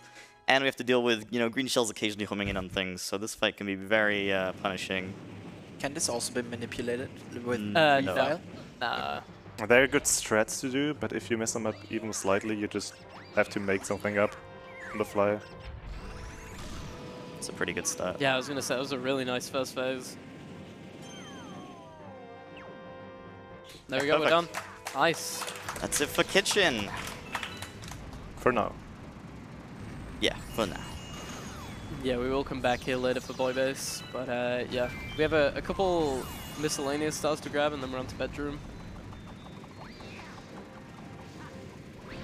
Yeah, feel free if there's anything you wanna read while Hardcore's finishing up with Kitchen. Thank you. We have $25 from Ninshado saying, here's the $25 I promised for Bullion. We have $150 from Ale saying, good luck to both runners and let's get this to $40,000 for a good cause. We also have $270 from Ty saying, this is for 27 long jumps. You both are killing it.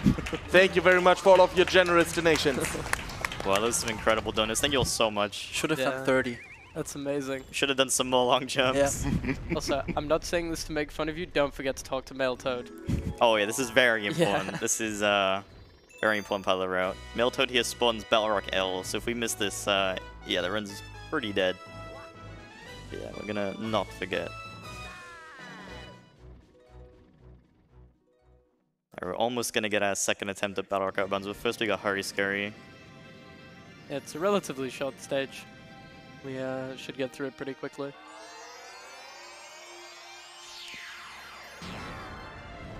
Alright, some small observatory movement to skip the pad saves about a second. The animation for that pad can be pretty long, but we can skip it with a 2P jump. So yeah, Hurry Scurry, one of the most basic levels in the run, and just wants us to collect some notes running across the planet. So also, anything you want to read out, shout out during this run, feel free. Wonderful. I do want to remind everyone that we have some wonderful bid wars open right now that you can put your donation towards. So you can name the Ekans for Pokemon Red and Blue, which is currently having the name of Snake winning with $180, with Garnet being in second place at $125. There are other choices, but they are far behind, so if you do want to change that up, now's your chance. You can also name the horse in Red Dead Redemption 2. Currently winning is Juan with $110 over KZ Fru with $93. And we also have the language choice for Gothic with German currently winning with $225, over Polish with $145, and English at $75. So if you want to change up any of that, now's your chance. Do remember, after selecting the bid war and the choice of the bid war, you do have to put the donation amount into the field as well. Otherwise, you're just allocating $0 and that changes nothing. So, back to you guys. Alright, awesome. We're going back to Battle Rock now for our second attempt at Battle Rock Out of Bounds. So yeah, pray for me. You got this. I believe.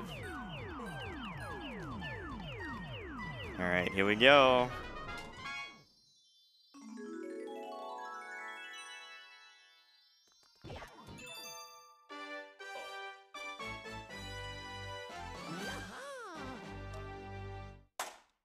Oh. Back up? Back up?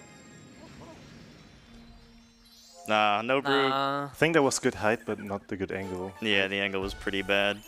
Alright, it's on you, Hardcore, no pressure.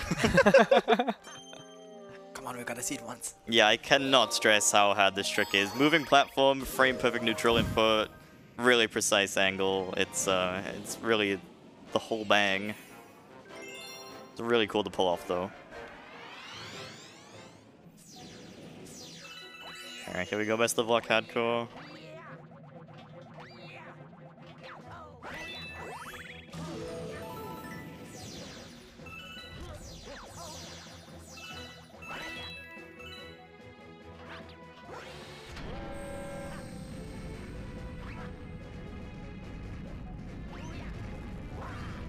Oh, that was so close. Maybe next time. Well, not today. Not today. That's pretty unfortunate because it's really cool to show off. Like I do recommend looking up to see how crazy it is. You can skip the whole auto scroller by doing some crazy out of bounds movement. It is really cool. But yeah. As I said already, it looks cool even if you don't get it. Definitely one of the hardest tricks in the game, though. Absolutely unreal. Yeah, that's it for Fountain Cleanup. Gonna be heading over to Bedroom for about 28 to 30 minutes. It's a pretty long segment now. A lot of the Bedroom levels are really cool. Are you going for Taco Bell skip in this? Oh. Yeah, I can show off Taco Bell skip. Yeah, I was gonna say, does it save time? I don't think it does, right? It's about even with the other strats. Looks a lot cooler though. You can show off Taco Bell skip. Not a good name. These Galaxy runners are the best names for everything. So yeah, we're gonna do some cool observatory movement here. Rather than walking around the entire stage, we just jump onto the middle and bonk into the wall. yeah, apparently. bonk into the doorway.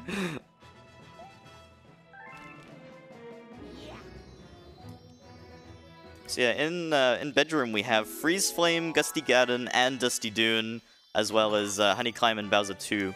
But we're going to completely ignore Dusty Dune. Dusty Dune is an incredibly slow stage. We're not going to go to that at all during this segment.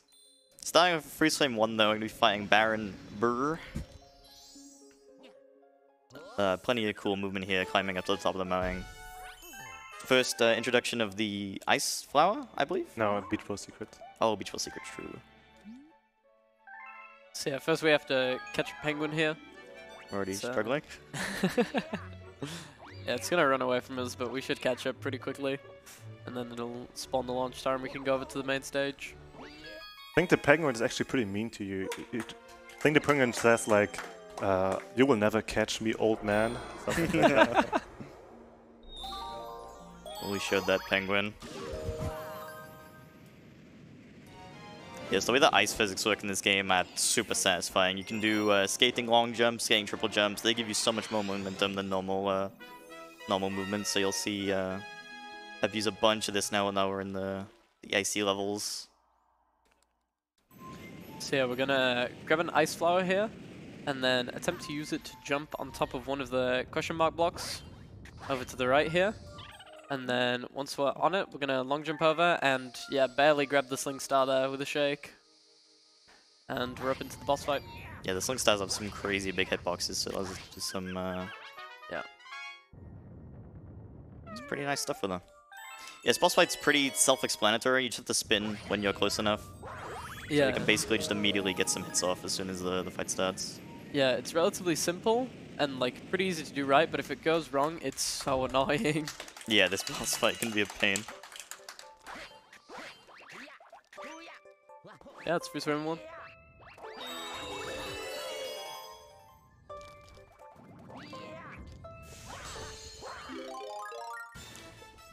Alright, so we've had the ice level, now it's time for the fire level. So the same thing with as ice, fire can give us some crazy momentum. So what you'll see me attempt in this stage is what we call Taco Bell skip. It's a giant fire lava boost, and it is one of the coolest looking tricks in the game. It's probably one of the most well-known as well, actually. Yeah, pretty nice tricks. Yes, there's two different strats we can do here. So we can either just climb the tower and go the right side way, or we can do Taco Bell. They're about the same, but you know, for the showcase, we'll show off the cool skip. Yeah, one looks significantly flashier than the other. And yeah, at the start here, instead of catching the penguin, we're gonna break these little crystals that have star chips in them. But yeah, you'll see Jhay goes neutral on the stick after breaking the shard because you can't grab the star chip immediately after breaking the crystal. So you have to sit there for a second and then go into it to pick it up. Mario Odyssey really messed with our moon and shard. I haven't even played star. in like a good few months. I've been playing Galaxy recently and I'm That's still Odyssey brain. I mean, you have played it here. True, I did Snowdrum 3 times. Counts. So yeah, we're gonna get some extra health here because yeah, the whole point of this trick is you burn yourself and then you use the momentum to fly over here. Oh, Nice. That was close. yeah, we cut that one close. I probably should grab a coin, but Yeah, that might be a good idea. nah. I would have grabbed it. Coins is slow, man. True. Dying is also slow. We don't do that around here. Okay, I'm actually really happy I got that. Because Yeah, I don't usually go for that in runs. Just do the normal strip. Yeah, that's one of the things that we only do when we want to show off a bit. Oh, we got Taco Bell on Hardcore's side. Looking good. Yeah, that looks like it works. Nice. Beautiful.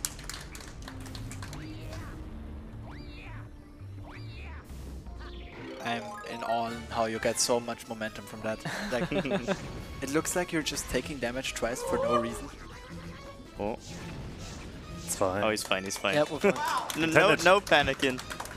Oh yeah, I guess something we kind of glossed over. So you saw that Hardcore held himself in the air there by shooting fireballs. For the first 3 fireballs you shoot in the air, it'll actually give you a little bit of height. But instead we use it to just keep ourselves in the air since there's actually no platform underneath us. And once the gate opens, we can just fall into the star. Trying to go for the swag piranha bounce here. Nice. So we're gonna avoid this coin because this coin causes a lot of lag. It spawns like 40 or 50 stabbits, and it causes a ton of lag. So we're gonna avoid that one. We can't really avoid this one, so we're just gonna eat the lag here. Yeah. Also, this is Gusty Garden, by the way. I don't know if we mentioned that. Yeah, welcome to Gusty Garden. Probably the most popular theme of this game. Yeah, I was gonna say the music probably gives it away anyway. Everyone loves Gusty Garden. Yeah. So now we're gonna catch a rabbit. Basically, what Jay's gonna do is he's going to get as close to the rabbit, well, as he's gonna get within the rabbit's talking range while staying as far away as possible. And then once the chase actually starts, he's gonna long jump upwards and then hold upright on the stick, and he should catch the rabbit straight away when he lands, like that. Yeah, this can be a real pain to back up because the way the gravity works in shooting stabbits, it can be really annoying if you miss that. Nice.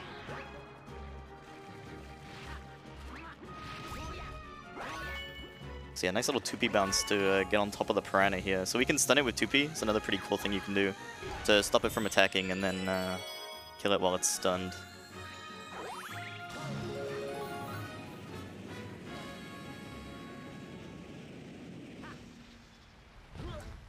Alright, Freeze Flame 3, we've had hot, we've had cold, now we're having both.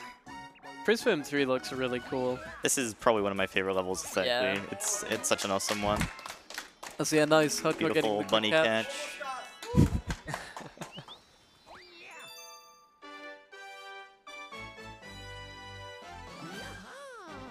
So we have a cool little jump at the start here. I think it just skips, yeah, the entire first section. We just jump around the planet like that. I mean, yeah, usually you wouldn't get burned, but yeah. Good Either enough. way, it works. Yeah, it's you fine. know? Bad RNG, yeah. Yeah. Crowd's so right. True. So true. Every mistake is like just RNG, you know? Yeah. Yeah, we're perfect. We never make a mistake, right, Hardcore? So true. So true.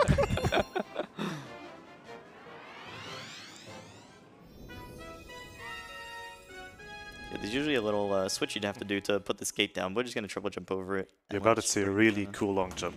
Yeah, this long jump is really nice.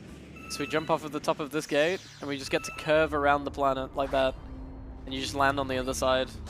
It's so satisfying. Yeah. Talk the words out of my mouth. So satisfying to watch, probably more satisfying to do. Yeah, it does feel really nice. Alright, yeah, so we go through a little, like, stream of ice and lava blocks here. Yeah, the movement here is so cool. Yeah.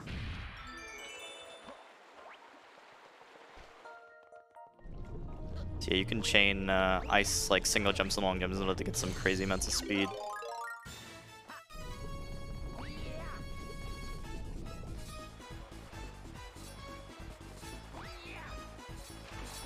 Nice. It was really good. I keep catching myself, like, turning my head with the gravity, like... Yeah, this game's camera, I think, does a decent job of keeping up with you. I guess it's kind of helpful that since we're on planets, it just has to point towards the planet. Yeah. Like it's yeah, it's pretty easy for the camera to be looking where it needs to. Yeah, I really like the camera in this game. It's Especially compared to some of the Mario games out there. Are we gonna say it? Oh wait, what happened? Sometimes when you land there, Luigi just goes into the opposite direction. Oh. Hold up, he goes down. Yeah. Do we have time for some donations? Yeah, go for it. Yeah. Thank you. We have $5 from Jude Suck, saying just a casual runner, but love all the multi-Mario community being here. And we have a whopping $300 donation from Silk Road Soccer, saying thanks to the runners and the staff. Thank you very much for that generosity. And we are currently sitting at $83,856. So it's not even $150 to the 39,000. Can we get that, chat? I think we can. Okay, so this is a really annoying planet if you want to go ahead and do this, Kyle. Yeah, so we actually, I'm not sure if you got the camera nip, I assume you did considering you killed 2 moles at once. But yeah, we do a specific camera nip here to make sure the moles are in the right place, because chasing them around this planet is really annoying. Yeah, so going back to what Hardcore said earlier, things that are not on the screen do not exist, and this planet winds around a lot. So the moles like to come off screen, then leave the screen, and it's just really annoying. So we have a specific camera nip to make sure they're always in the same place at all times. It's very annoying though, especially when starting off in the game. It's so confusing. Also, was that a frame perfect ground pound? No. Okay, I wasn't paying attention then. I went for one, but just hit the frame, lol. Yeah, what's the problem? Yeah, we're just gonna triple jump up into this launch star. Alright, everyone's favorite boss fight. Rox loves this one. I'm not gonna repeat the GDQ incident. This one's for you, Rox. Major Burrows. I can actually remember his name. Yeah, same thing as all the other bosses in this game. 3 hits. And try and get as close to him as possible and not get hit. Whales meds in chat if you got them. So yeah, we want to stand close to him so that he comes out of the ground. And then we ground pound, shoot starbits at him so he doesn't move, and then we just hit him. That's more or less how the fight works. Now he's extremely met. We have to ground pound him twice on this phase. Oh, what happened there? He just didn't want to come out. He just bugged back into the ground. There we go. Nice.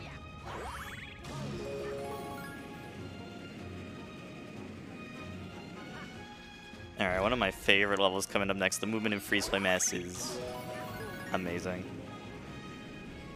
Pulling a blank. Oh yeah, the mountain climb. Yeah. Yeah. See a bunch of 2B jumps in a row to climb. Because 2B jumps don't really do anything for horizontal movement, but vertical movement, it can do a lot. Like, you can get a lot of vertical speed and height very quickly with 2B jumps. Yeah, in sections like, for example, in Freeze Flame S, where we're just basically climbing a big mountain, 2P plays a pretty big role in getting us up there quickly. And then also, something that we haven't mentioned yet is spin cancels, but there's an example in this level, so I'll wait until that to give a quick explanation. Alright, the penguin's back. We'll have a better time with him this time. Yeah, we intentionally come at him from the right, because it's a easier path to catch him on.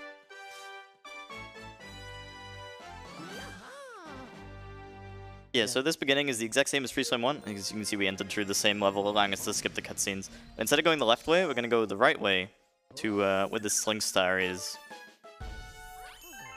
So yeah, we're going to do some hopefully pretty fancy movement.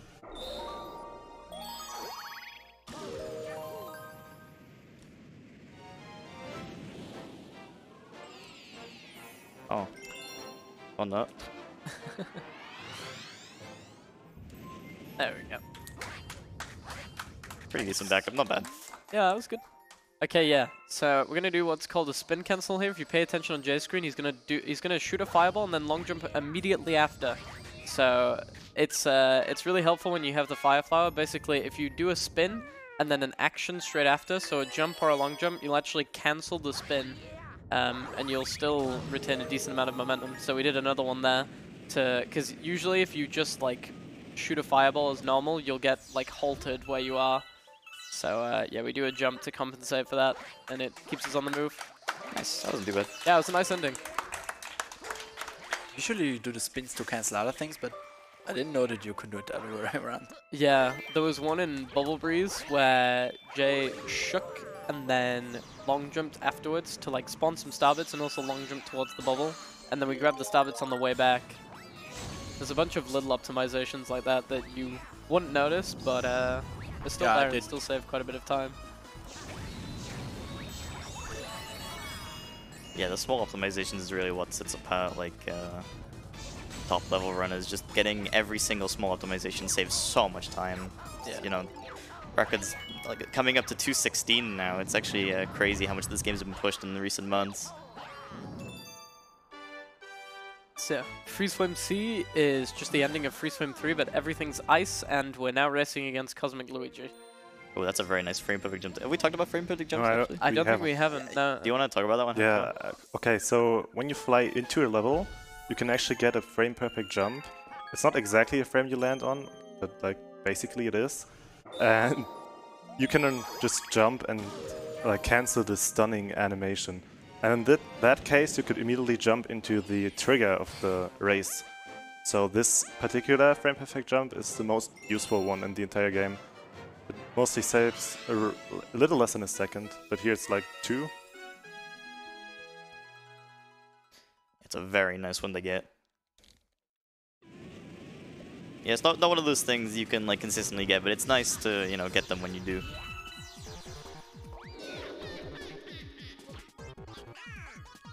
Which level's up next? I guess you got Gusty 3, yeah. Yeah. There's a fun jump in this stage that's near the end. Hardcore, do you do box jump or do you do the B movement? Box jump. Oh, so you're going to see 2 different fancy ways of doing the ending here. So this is Gusty Garden's Gravity Scramble. There's a giant end section here with a bunch of flip switches that change gravity. But we're just going to completely skip it once we get there. So you'll see this section here now. A bunch of moving boxes, a bunch of gravity switches.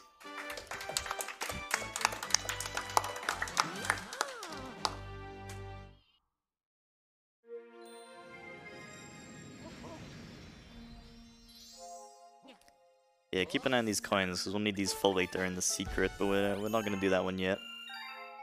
Yeah, we're going to do a little gravity skip here. So instead of landing on the planet below us, we're going to go to the one on top. Oh yeah, one of actually the points of RNG in this game, that beanstalk that just grew, RNG. I think it can lose up to 2 seconds, right? If I don't know exact amounts, but yeah, I think I remember somebody saying 2 seconds, but yeah. The speed at which the vine grows is completely random. It's so weird that it's RNG. Yeah, it's like one of the few things in this game that are RNG, and it's one of the weirdest things to have be random. I was about to say, like, that does not make any sense. Yeah. Why would that be RNG? Yeah, it's weird.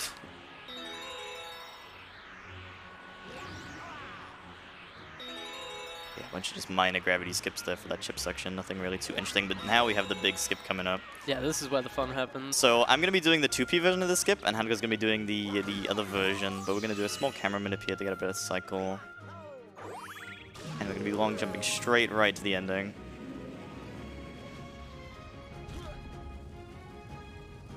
Beautiful. Nice. Yeah, that jump can be pretty tight.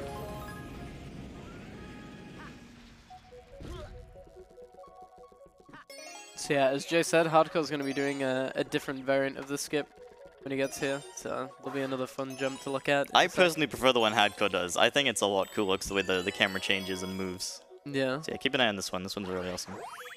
Are they like the same speed, or is one faster? I think it's the same. I think Hardcore's is like 0.5 or 1 faster.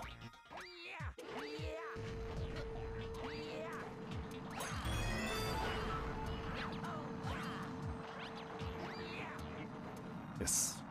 Very nice. I've never seen that before. That was nuts. Yeah, that trick's insane. Yeah, that was really cool. Camera did not cooperate there. Like, you could not see anything. Yeah, but that's a normal camera there. You're just not supposed to be up there, I guess. Yeah. Alright, now this mole fight's slightly different from the one in Gusty Garden 2. You can actually manipulate this one by going to certain spots on the ground. So you'll see me go over to this spot on the right here. So yeah, we can stand right on the spot, and it'll give me just... Well, it'll allow me to basically control where the mole comes out from. So the mole's going to come out from the left of the tree, allowing me to get a really fast hit. Hopefully it doesn't... Yeah, there you go. Also, yeah, the gimmick of this level is that you have 1 health. Okay, never mind. I mean, basically, Hardcore will get it. It's always the nice thing about having a race, is that there's always 2 chances for each trick. Oh yeah, for sure. It's nice to just show off like everything, especially the different variations between what we would do. Yeah.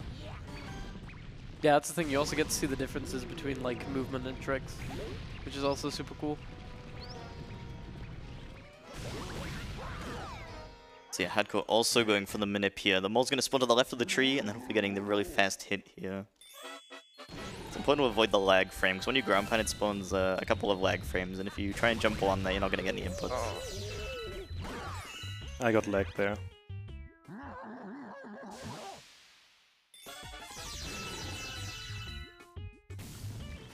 So yeah, now we're going into Gusty Garden S, which, as Jay said earlier, the star coins that we've been kind of trying to miss so far, we actually have to grab in this stage, because it spawns a star that we'll use to break the chain jump in the planet where we get the star. So yeah, these question mark coins. So yeah, this level is pretty self-explanatory, so anything you want to read, go for it. Thank you. We have a $50 donation from Joe Cool saying, here's $50 for each successful Battle Rock out of bounds attempt. Well, here's $50 anyway. Shoutouts to some of my favorite Mario speedrunners, like Jay. And we have $10 from Daniel Tieber saying, hey ESA, so glad that Galaxy not only got into AGDQ but also ESA. Wish the best for both Jay and Hardcore and try not to fall off, lol. Thank you very much for your awesome generosity. I think they will try. Thank you all so much. That means a lot. Yeah, it's been really cool to hear like so many familiar names. Also going to such a great cause as well. Yeah. Check the route again. Listen, I'm coping, alright? This route. I promise I know where I'm going. To be fair, I'm laughing, but I don't know what the next star is. Yeah, it's okay. I'll be asking you next time. I'm happy that I'm not expected to. I'd take a guess at Honey Climb, but That's okay, right. I was right. You'd be completely right. Yeah, 2 stars left in bedroom. We're actually getting really close to the end, but about less than 50 minutes left. Got a lot of cool stars though coming up. The end of bedroom and engine have some crazy skips. I mean, speaking of cool tech, we have some pretty cool tech with the bee here. I don't know if I can explain it properly, but I'll do my best. Basically, you want to be facing directly upwards, and then you want to go neutral on the stick, and then jump and shake right after, and you'll get a bunch of height with the bee, like Jay's doing here. And we can actually use it to just skip the entire first section and go straight into the launch star. Now, we'd love to also be able to do this in this next section, but this next section is completely horizontal. Yeah. So we have no choice but to just go the normal way here and try and avoid the boulders and not fall off. But we're gonna see it again in the last section. Even Yeah. more crazy. Yeah, the last section is a lot taller, so we have to do a few to get to the top. Yeah, also in this this next section, we can get an extra boost of height by colliding with a bug as we spin. So you'll see me do a small one here, just to get up to this bug. And we're going to boost off this little guy. And go a lot higher. Yeah, you hit the clang there. Actually, I think we have Hardcore's game audio, so maybe you didn't hear that. But yeah, that's the stage done. Oh, okay. There we go. Good enough. I'm sure we will hear it. Yeah, you should hear it on Hardcore's game in a sec.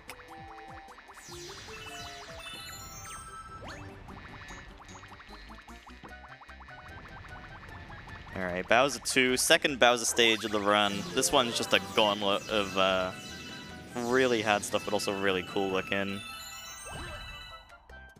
Yeah, Bowser 2 has a bunch of fun skips, mostly to do with gravity. Yeah, so the main section in this level is the giant gravity switching section, as you'll probably see in the intro, holding some Tetris looking like blocks. And we're going to do a gravity manip to basically skip through this entire section. Yeah, So yeah, this one by here. It's a very nice honey climb. Yeah, nice. Alright, 2 for 2 Nemi clip, right? Yeah. Yep. Yeah, the gravity in this level is awesome to abuse. It's probably one of the hardest levels in the game as well, if you go for all the threats. Yeah. So coming up for Jhay, he's about to do a very precise clip. I think he will go for it. I will go for it, yeah. And yeah, he will just jump straight through the wall. No other explanation. Yep, nothing else to it, just jump through the wall. No. Oh, no. Worth a try. Yeah, clipping through that wall is extremely precise.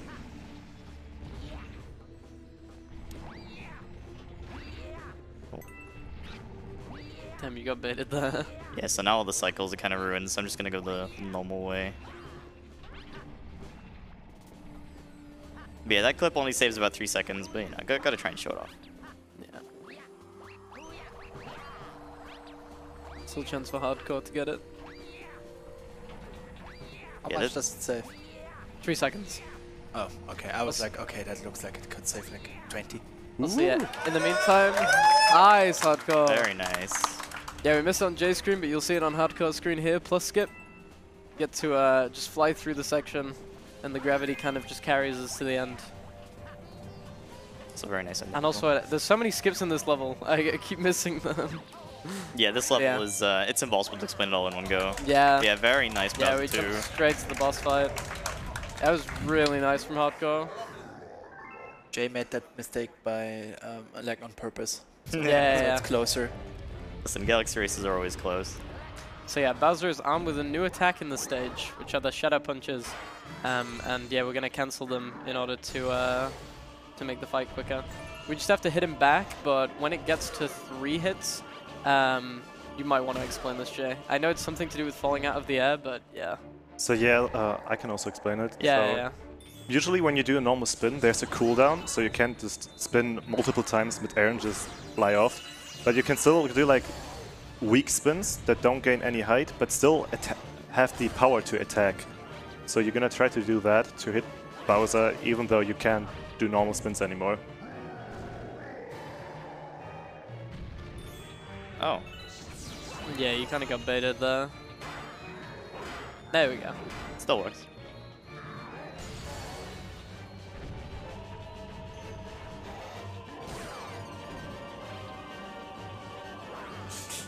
Alright, nice. That is Nice. bedroom finished.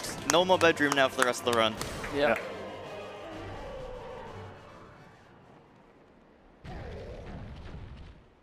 Yeah, onto Engine, which has some pretty fun 2P stuff in it.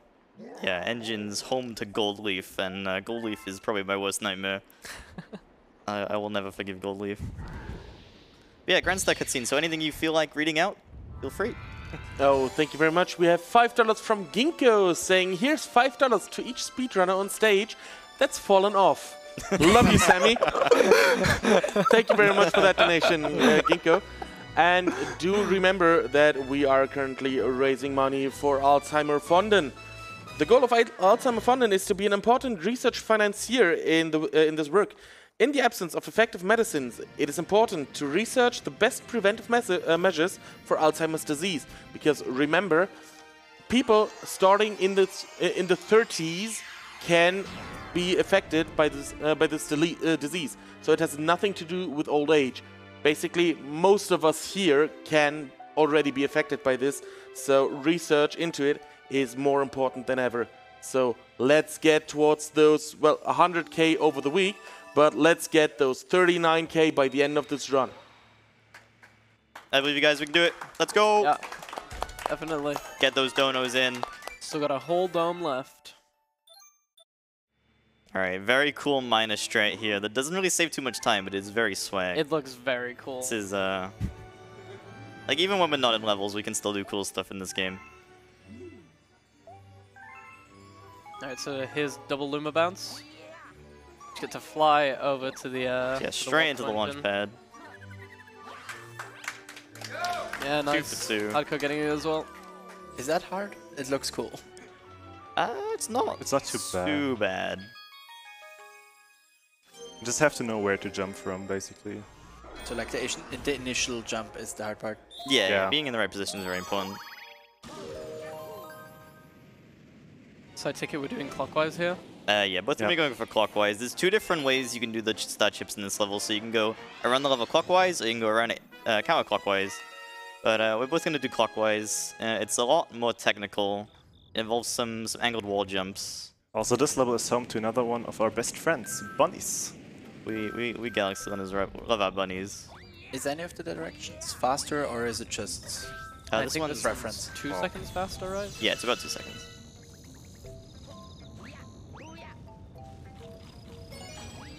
Did you jump using the momentum from the Sling Star there? Yes. I'm the one asking the questions now. I didn't see that before. Yeah, you can do that. That was cool. Those are the things that I wouldn't even notice because I know like not enough. Like there are different layers of what you have to know to ask certain questions. Yeah, that's true. Yeah. I'll say that was really nice from both runners there. Yeah, this level is one of my least favorites. I really despise Gold Leaf 1. So now we're going to jump to a specific spot on the planet to get the rabbit to... we Oh, don't no, do never that. mind. We don't do that. I just do that. we just miss instead. We just missed the bunny. So true. Oh, you, Okay. yeah. We're both falling off.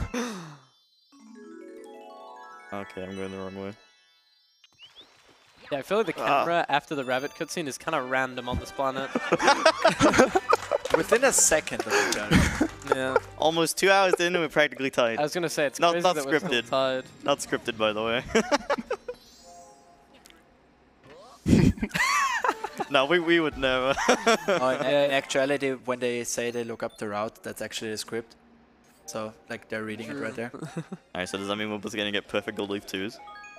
I don't know, you tell us. Oh, I forgot about the strat, yeah. We love Gold Leaf 2!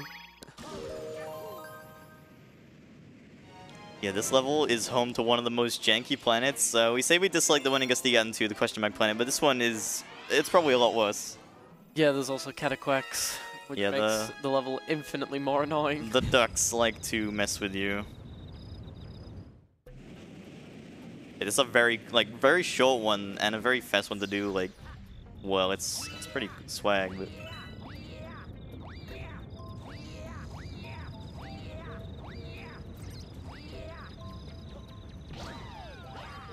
So we're going to get the Cataquac to launch us up towards this launch star, like that. And then we're going to do a long jump 2P to fall onto this planet. And then going to do a triple jump and another 2P to get onto this planet. There we go. Well, the hard part is coming up now on the slab. Yeah. Oh. Do you guys want to explain crump jump? Or Yeah, this is called crump jump. We try to wall jump off of the bottom of that flower. Oh, I missed it. oh man.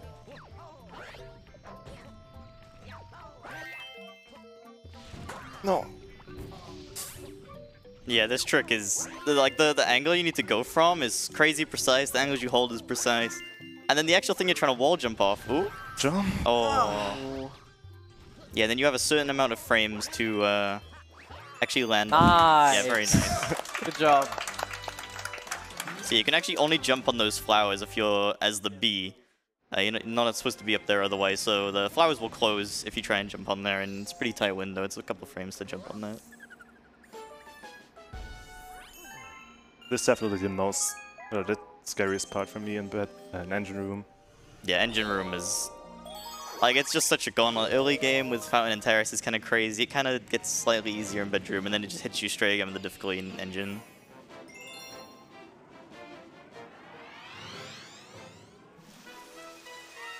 Yeah, this is another one of my favorite levels. This is one of the most satisfying to do with 2P. Yeah. Yeah, there's a lot of cool 2P stuff in this level, notably climbing this tree. Oh, okay, we're not going to be climbing that.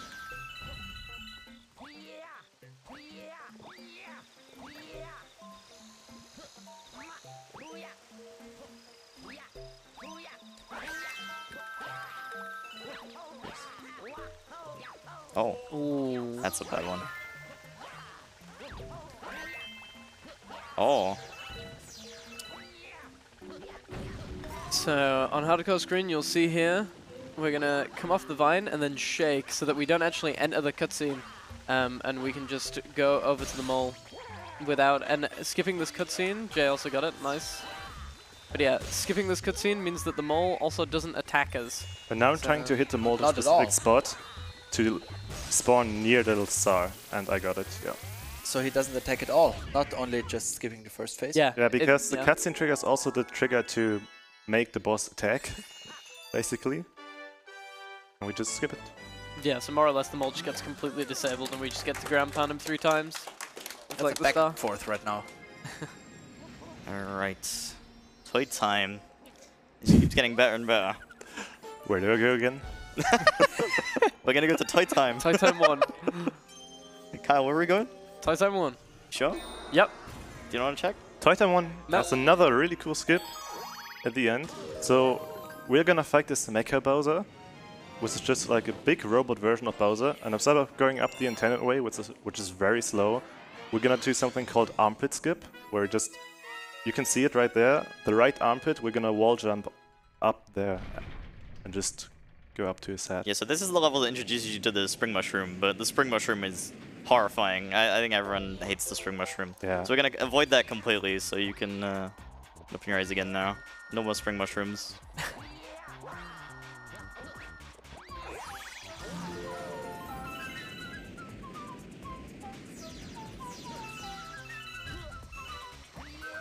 Yeah, this level has a lot of cool 2P movement as well. This is another of my favorites. Yeah, there's also some fun gravity stuff. Because the way that the gravity works in Toy Time, the hexagon platforms pull you to the ground. So we just tried to get to those. They're going all the way around. We can just long jump across there. The gravity pulls us back in. Yeah.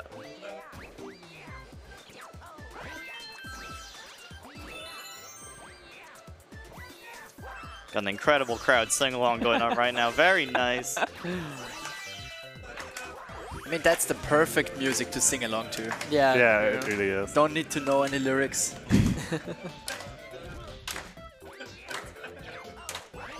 Yeah, some nice 2P climbing.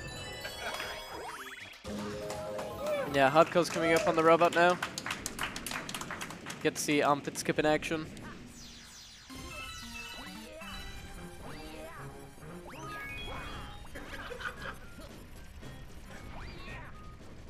Yeah, instead of climbing the robot like normal, we're gonna go up the side here.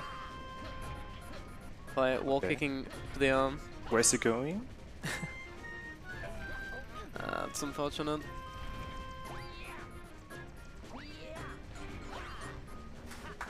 Yeah, you see that on Jay's screen, nice. Yeah, we still have a little bit more climbing to do, but yeah, we're at the end That of was the a level very now. nice climb. Yeah, good job. Beautiful. Yeah, what's very finicky about that climbing section there is that if you don't, if you try and jump too fast, you'll get angled wall jumps. And in such a precise location like that, you don't really want to get those, especially when the camera is being bad. You can't exactly see what Luigi's doing. Yeah, I landed on some kind of metal bar there and wasn't wall jumping anymore. I was just standing. That confused me so much. Like there's just a section where you can't wall jump?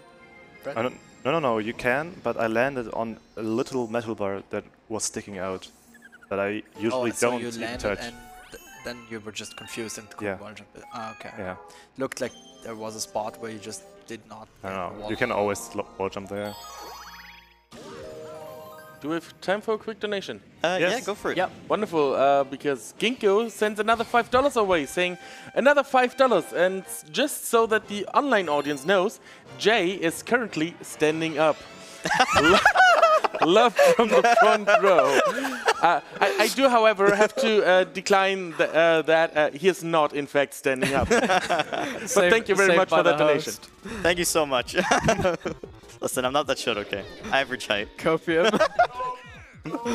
I am completely average height. Alright, so this is Gold Leaf 3. Comment. But, Gold Leaf... Oh, yeah. I'll let you say it. I don't know where I am anymore. Well, we are in the section of Gold Leaf 3, just racing. Yeah, it's a pretty quick style. Just climb up the tree, start at the top. Alrighty, Sea Slide 1. This is the only real auto-scroller in the level, in the game even. Yeah, the resident sleeper level. Yeah, if you want to, you know, get a drink, feel free. This is the perfect time to. Also, anything you want to read out during this level, you've got like a minute and a half to work with, so feel free to plug whatever. Oh, wonderful. So I have enough time to talk about all the wonderful prizes that everyone can win with their donations. So we have, let's start with the prize for the minimum donation of $5, a Mushroom Kingdom pixel art print. And it looks really fantastic. I do want that. So fortunately, I've donated more than $5 yet. So we also have for $10 several art prints, a Kirby Characters plush, a Legend of Zelda keychain set, and a trio of Bulbasaur plushes. All of those are accumulative donations, so you know, if you've already donated $5, another $5 get you into the running for those. We have for $15 minimum an Undertale art book, a Video Games World map, a map from GeoGuessr, which is basically a signed globe, Shy Guy and Drybones plushes, and Yoshitaka Amano, the illustrated biography Beyond the Fantasy. I have no clue what that is, but I want it. So, and also we have the a wonderful ViewSonic Elite XG 240R monitor, which is basically from our sponsor, which we are using the monitors from, and they really are good. With a minimum donation of $40, you can win that. We have several retro tinks that you can win and a Nintendo Switch, both for a minimum donation of $50, and of course our grand prize, which is the PlayStation 5 disc version. We have one for the EU region, one for the North America region. With a minimum donation of $100, you are in for that prize. So if you do want to get your hands on one of those fantasized PlayStation 5s, I've never seen one, I still don't believe they exist, but get your donations in, $100 over the whole marathon, and you might just win one. Back to you guys. Awesome, that was actually perfect. I do have my timing down, thank you very much. Alright, next is Toy Time 2. Toy Time 2, another very technical level, a lot of gravity abuse there as well. A lot of 2P jumps, every kind of jump basically, backflips, long jumps. Oh, definitely long jumps, it's Galaxy. Yeah.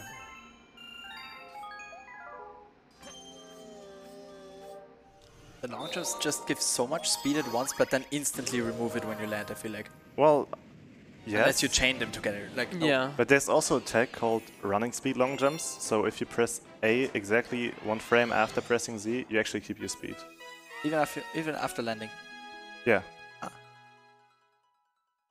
it's a very minor thing, but it can save a lot over the course of the run. Like, if you'll notice, like when we long jump from ledges, we can consistently get running speed long jumps. But doing them normally, they're frame perfect. So you might not see too many. Try and keep an eye on them in this level. Yeah, so we're just gonna go around this planet grabbing star chips. You'll see a cool gravity skip here. It's just jumped straight onto the screw. You also see it on hardcore screen again. And normally we're supposed to screw in that screw, but because we're using 2P, we're able to do a trick called screwless. Which, you know, hopefully we can nail that. There we go. Nice. Very nice. And now we can get up into this launch tower without doing the screw. Yeah, it's really seeing it on hardcore screen, very nice. Yeah, it's really cool to just bounce off the enemy and then 2P into the shard while falling backwards the entire time. Is it the moon shard, right, Cal? Did I say moon shard again? No. Okay. I'm just messing with you.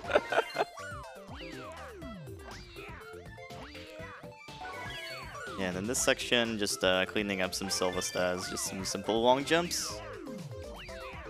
And that's it for Toy Time 2. About halfway through engine now, just gotta clean up some smaller levels, some comets, some secrets. It's time for the most physically exhausting level in this game. Yeah, it's C-Slide 2 now, right? Yeah, so I'm actually gonna take apart my Wiimotes here. So I use Velcro to keep them together. So I'm gonna actually take them apart. I can't do that. Let's see, this is why Velcro is superior. So, yeah, for this level, I'm gonna let you explain surface swimming, Kyle, because we're gonna have to put all our energy into shaking. Yeah, so basically we use a specific stick angle to I think, trick the game into thinking we're underwater while we're still on the surface. If you could feel free to correct me, that may be an incorrect explanation. Okay. Yeah, and we go significantly faster when we're on the surface, but you also have to keep shaking, which is why Jay is only using one Wiimote now, because using two is exhausting. Yeah, Hardcore's just a giga chad. He shakes 2 Wiimotes. You can also guess race times here. It's usually between like 44 and open end. Yeah, this is gonna go horribly wrong. Hopefully it doesn't. Rox is calling me. I am not going to pick up. I am at ESA. So yeah, you can see the surface swimming here. I'm not sure how much the webcam shows, but you can probably see Jay and Hardcore's arms just vibrating at the moment. Because yeah, this is just and even if you can't see the hands, like you can see it on Hardcore stream. Yeah. Yeah, we are trying to basically buffer a shake every frame to keep the surface swim going.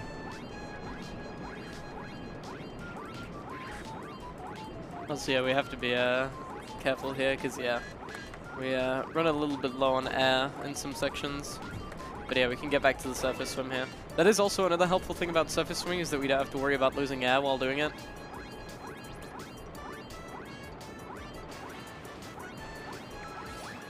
All right, anyone that guessed 4570? that man over there in the crowd. Yeah, nice. You don't even know how horribly that can go. Yeah, that was pretty lucky. Yeah, when you can't get the surface swim, it's just a pain. There's been a couple of drowning incidents in that level, probably from both of us. Alright, now it's the same thing again, but this time I like to do a 2p jump at the end, so I'm gonna just bite the bullet and accept my painful. It's also like way shorter. Oh yeah, this one is exhausting. Yeah. A lot nicer. Yeah, there's nowhere near as much swimming in this style. You have to think there to not say moon run. I mean, I'm getting there. Nice! Alright, also perfect time for a quick donation if you have one. It's basically just the same as last level. Wonderful. So, first of all, the audience noticed it earlier than me, but we have reached $39,000! Let's go! Good job, everyone. So, let's get through some of those donations. We have Ale donating $5 saying hi and love to the runners and front row. We have Boots donating $10 saying, just want to state that Ginkgo blatantly stole my joke about Jay standing up. And we have $5.40 from Joe Cool saying, come on Chad, let's get to 39K, and we did. By the way, this donation amount corresponds to Jay's height. Smiley face. Back to you guys. 5 meters 40, wow. I think it's 5'4". Yeah, that's accurate. Hey, listen, okay. Average height. Go PM. It's not fair, Butts is like 7 foot.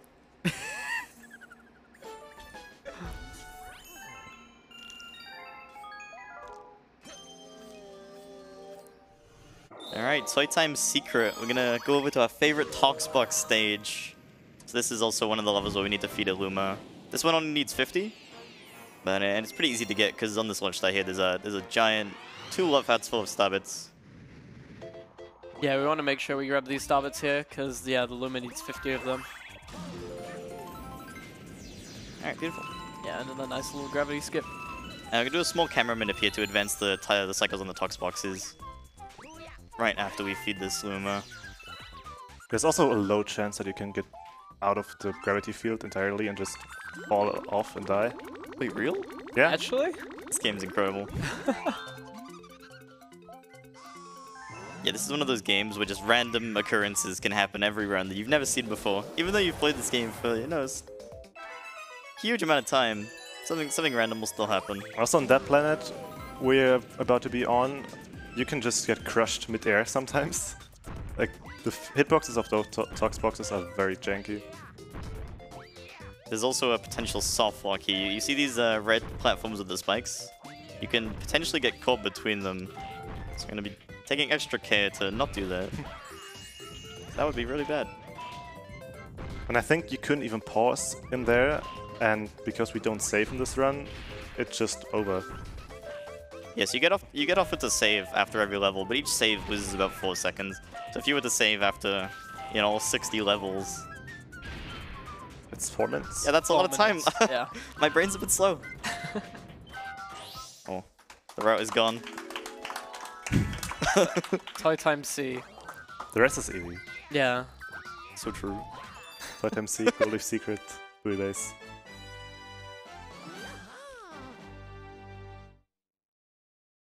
Alright, now this is basically just the last level, but faster. So and harder. Yeah, and a lot harder. So feel free to read out anything you have. Oh, thank you very much. We do have $15 from Ambre saying donating again because I just want to point out that Pato is a huge contributor to this community. Pato, if you're watching, you're an amazing community leader and a pioneer of the industry. We have $61 from Laser Trap saying $1 per moon in this run. I haven't seen any moons, have you? I've heard a lot of moons, but I haven't seen any. That's not right. And we have $30 from Silo saying Silo here once again. So far, this is an amazing and enjoyable race, and I'm really excited to see who is gonna pull through at the end. Keep it up, gamers. Also, this is a pity donation for the Battle Rock skill issue. Better luck next time, Copium. I hope I represent your name well, Silo. Like, still called that, I think. Yeah. Fellow German. He's Austrian. Wait, really? Yeah, he's We should talk more. he's been here for like 3 days. You've spoken to him countless times. I mean, wait, really? Jay doesn't understand German, so he doesn't notice the differences. I'm so sorry, German, Dad. they're all the same. I know that you're from Wales. Where's Wales to, Dan? I can't believe how close this race is, actually. It's crazy that we're 2 hours 5 in, and we're practically tied. Going into Gold Leaf Secret. Yes. Yeah, it's a level. Okay. I love how he tried to say it confidently, but it's obvious he was checking that he was going to the right stage. No, I know exactly where I'm going. It's fine. Yeah, I believe that. It's perfectly fine. Yeah, genuinely only like 2 seconds away from each other. Over 2 hours in. Alright, it's on now, Hardcore. Final stretch. This one's a pretty basic level, so on the other side of this tree there's a switch, and the switch is going to spawn a bunch of notes. And, oh, the tree is going to eat me. I didn't even know that mushroom had a hitbox. Yeah, you can grab these notes really fast. Or you can... Oh, you can miss the first one. Wow, went too Or fast. you can go too fast. Yeah, you can actually go way too fast. Nice. Alright, still practically tied, wow. It's actually kind of crazy. Yeah, so we're out of engine now. We're just grabbing a few more extra stars and then we're into the final level. Yeah, just gonna finish cleaning up kitchen and terrace, and then it's Bowser 3. Alright, Boy Base 1 is another incredible 2P level. Also, we have a little bit more time before we get there if you want to do some donations. Thank you. We do have a $100 donation from Sylph saying, Hype! Hype! We also have $5 from Benny the Great saying, you guys are all doing incredible in the race. And Kyle is doing a great job with commentary. Dancer, amazing questions. Keep it up. And hi, Ginkgo. Also, I do want to remind everyone that we do have Bid Wars still open. The last few donations were not allocated towards any Bid Wars. So if you do want to, you know, switch up some names or some language choices, do select them when you're donating, and do remember to put the amount that you want to go towards that bid in the box under the bid. Otherwise, we will just allocate $0 and nothing changes. Thank you very much. I'm very happy that I'm doing well, knowing not much about this game. You're doing awesome, Dan. Yeah. So you gotta lure this Torpedo Ted over towards this giant ball, which is gonna raise up the tower. There is actually a way to skip this, but Yeah, we don't know if that's ever going to be RTA viable. Maybe one day. Yeah, the climb for this tower is extremely satisfying. Yeah, isn't the alternate strat like a frame-perfect homing ground pound on the Penguin? It's pretty insane. It's like the Penguin goes down into the water and then goes up again, and then you can use it to get launched way up into the air. Yeah.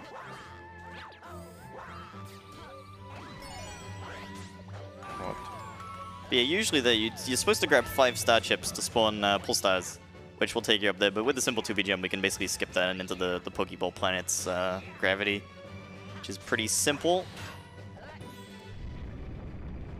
Only got 4 stars left, I think. Yeah, 3 before the final level. Almost there now. Final stretch.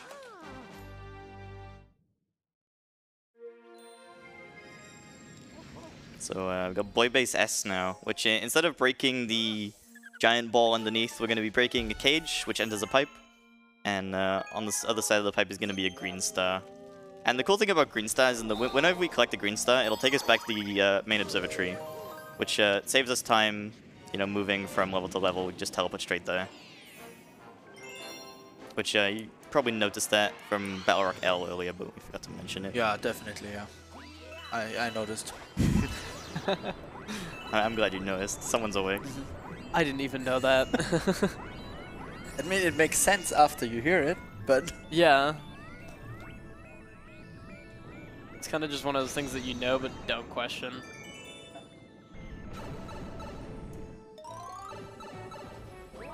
That was kind of close. I don't want to get hit with a bull builder. Alright, now we get to do the best star in the game. God, everyone loves Drip Drop. Drip Drop, Troll Despair. Yeah, so Drip Drop kind of works like the moles in Gusty Garden 2, so whenever enemies are not on screen, they don't exist. So we're basically trying to nail all 3 of these eels really quickly before they go off screen. And keep the ones that we don't want to move off screen, so it's pretty hard. The nice thing about 2P is that we can hold the eels, which makes it a significant amount easier. But it can still be annoying if things go wrong, because, you know, green shells can be pretty unpredictable.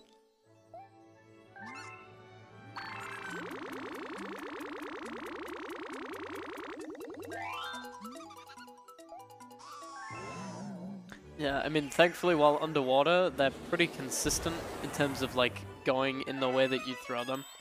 Like, they don't really have any of the weird homing properties, at least not as far as I'm aware. Yeah, we can hope. They're green shells. They have a mind of their own. True.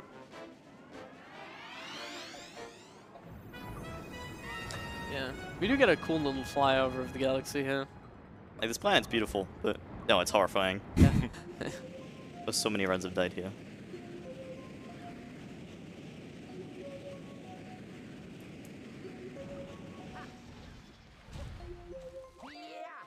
So you're gonna try and get a quick hit here off this one. Nice. We have to swing back around and off-screen this one, and then on-screen it when we need it, and then go right on the star. Yeah, that was really good. It's like Hardcore's doing the same. Yeah, beautiful drip nice. drop from Good drip both. drops. Oh, very nice.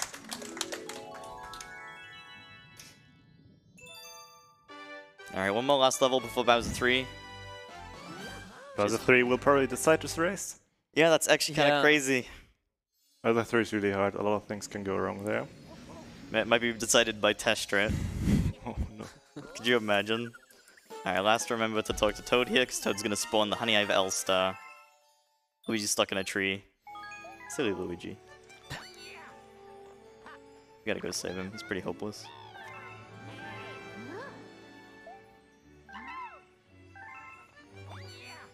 So yeah, so we do some of the slower levels earlier to unlock this one, because this one we can skip the cutscene. Cutscene is about 15 seconds. And the climb up to getting Luigi is insanely fast. This is a really nice level.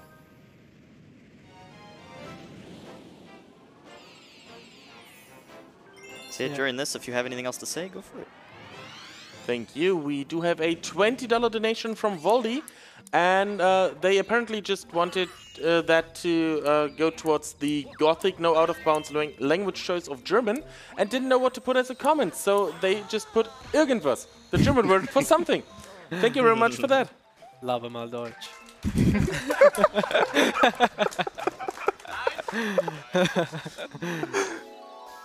All right, Hardcore.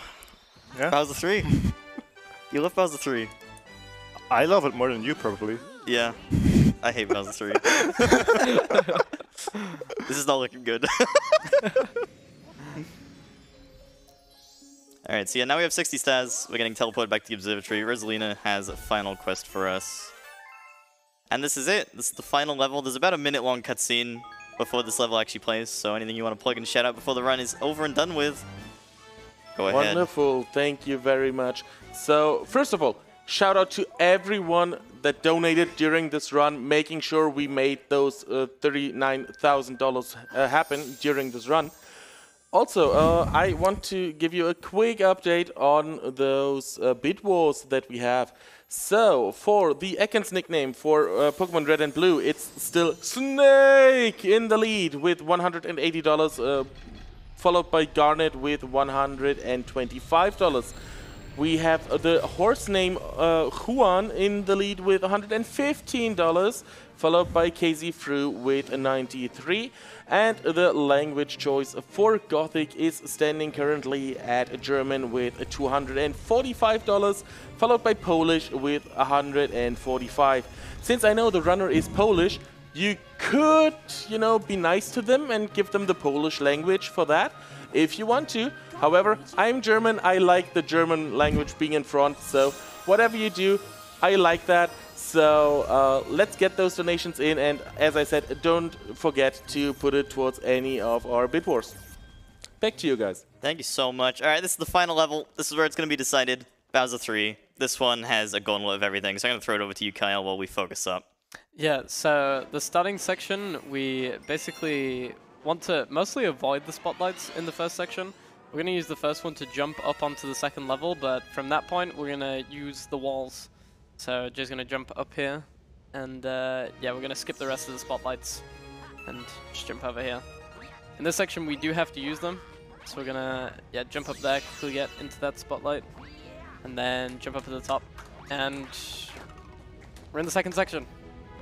So Nintendo actually tried to stop us from skipping this section by putting an invisible wall underneath us, but as you can see, you can just long jump down left, and we just avoid the invisible wall. So yeah, we get to skip the majority of that planet, and then third planet is just a skating section, pretty quick to get through. Same with this planet here, just do a long jump, and next planet. So yeah, this section is a bit finicky, because there's a lot of switching gravity at the end, but yeah, this initial climb is normally okay. Yeah, Luigi goes a bit back and forth there, but... Alright, here comes Giselle Cave. Yeah, I don't know how this works. So, yeah, I will let the gameplay speak for itself. And also the camera gets stuck. If you needed an indication that this is not the intentional way of doing the cave.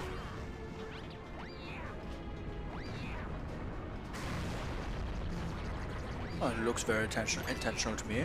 Yeah, that was actually really good, nice. Alright. Okay, getting it as well. Good job. Oh no. Oh no, there we go. Okay. It's so close, man. Yeah, it's still incredibly close. It's all gonna come down to the Bowser fight. Definitely. All the stairs. Oh, the stairs. Yeah, the stairs are the hardest part of the run. Doing these optimally, not real. Because some stairs have different heights than others. And we try to always use the small stairs, basically. Yeah, so we do a combination of long jumps and regular jumps to try and get up these stairs fast. It's so real. Wait. Oh no, stairs. They strike again. There we go. Oh no, man. Real life enemies and game enemies, the stairs. Yeah, so 5 seconds between them going into this fight. Alright, Tash Strat. So Tash Strat's in the third phase. So this fight has 3 different phases. Each of them you have to do 3 different hits on Bowser. So first of all, he goes into a rock. Alright, so he's gonna go into rock. We're gonna spin him out.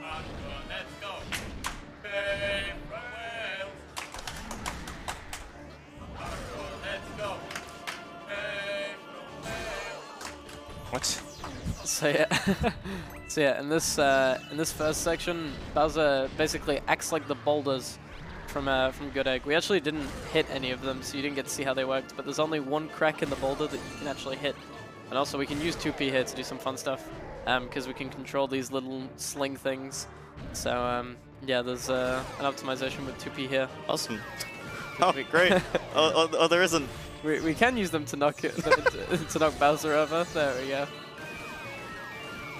Oh. There we go. Incredible Bowser 3. Yeah, Hardcore did a pretty good job Strat? with that. Test strat you're going to have to explain. Alright, so we're going to do one final damage boost here.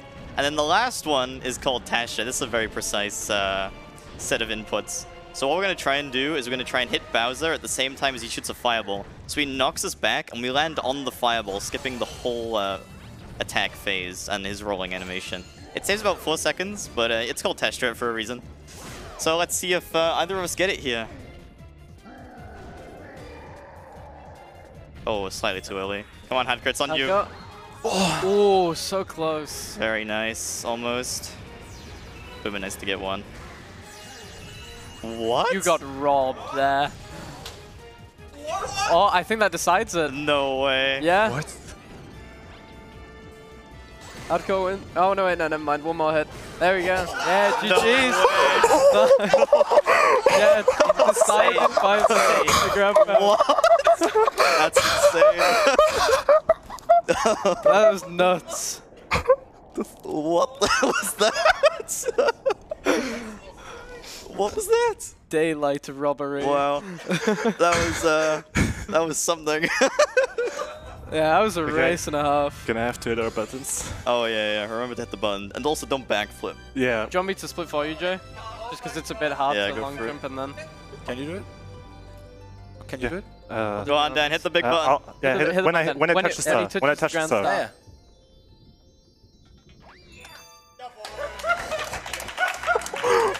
Holy crap. Yeah. That's insane. 1 second. Unbelievable. That's nuts. Let's go, Hardcore. Wow. Getting a standing ovation. What a race. Yeah, that was crazy. That was something. 220.06. That's really good. Wow.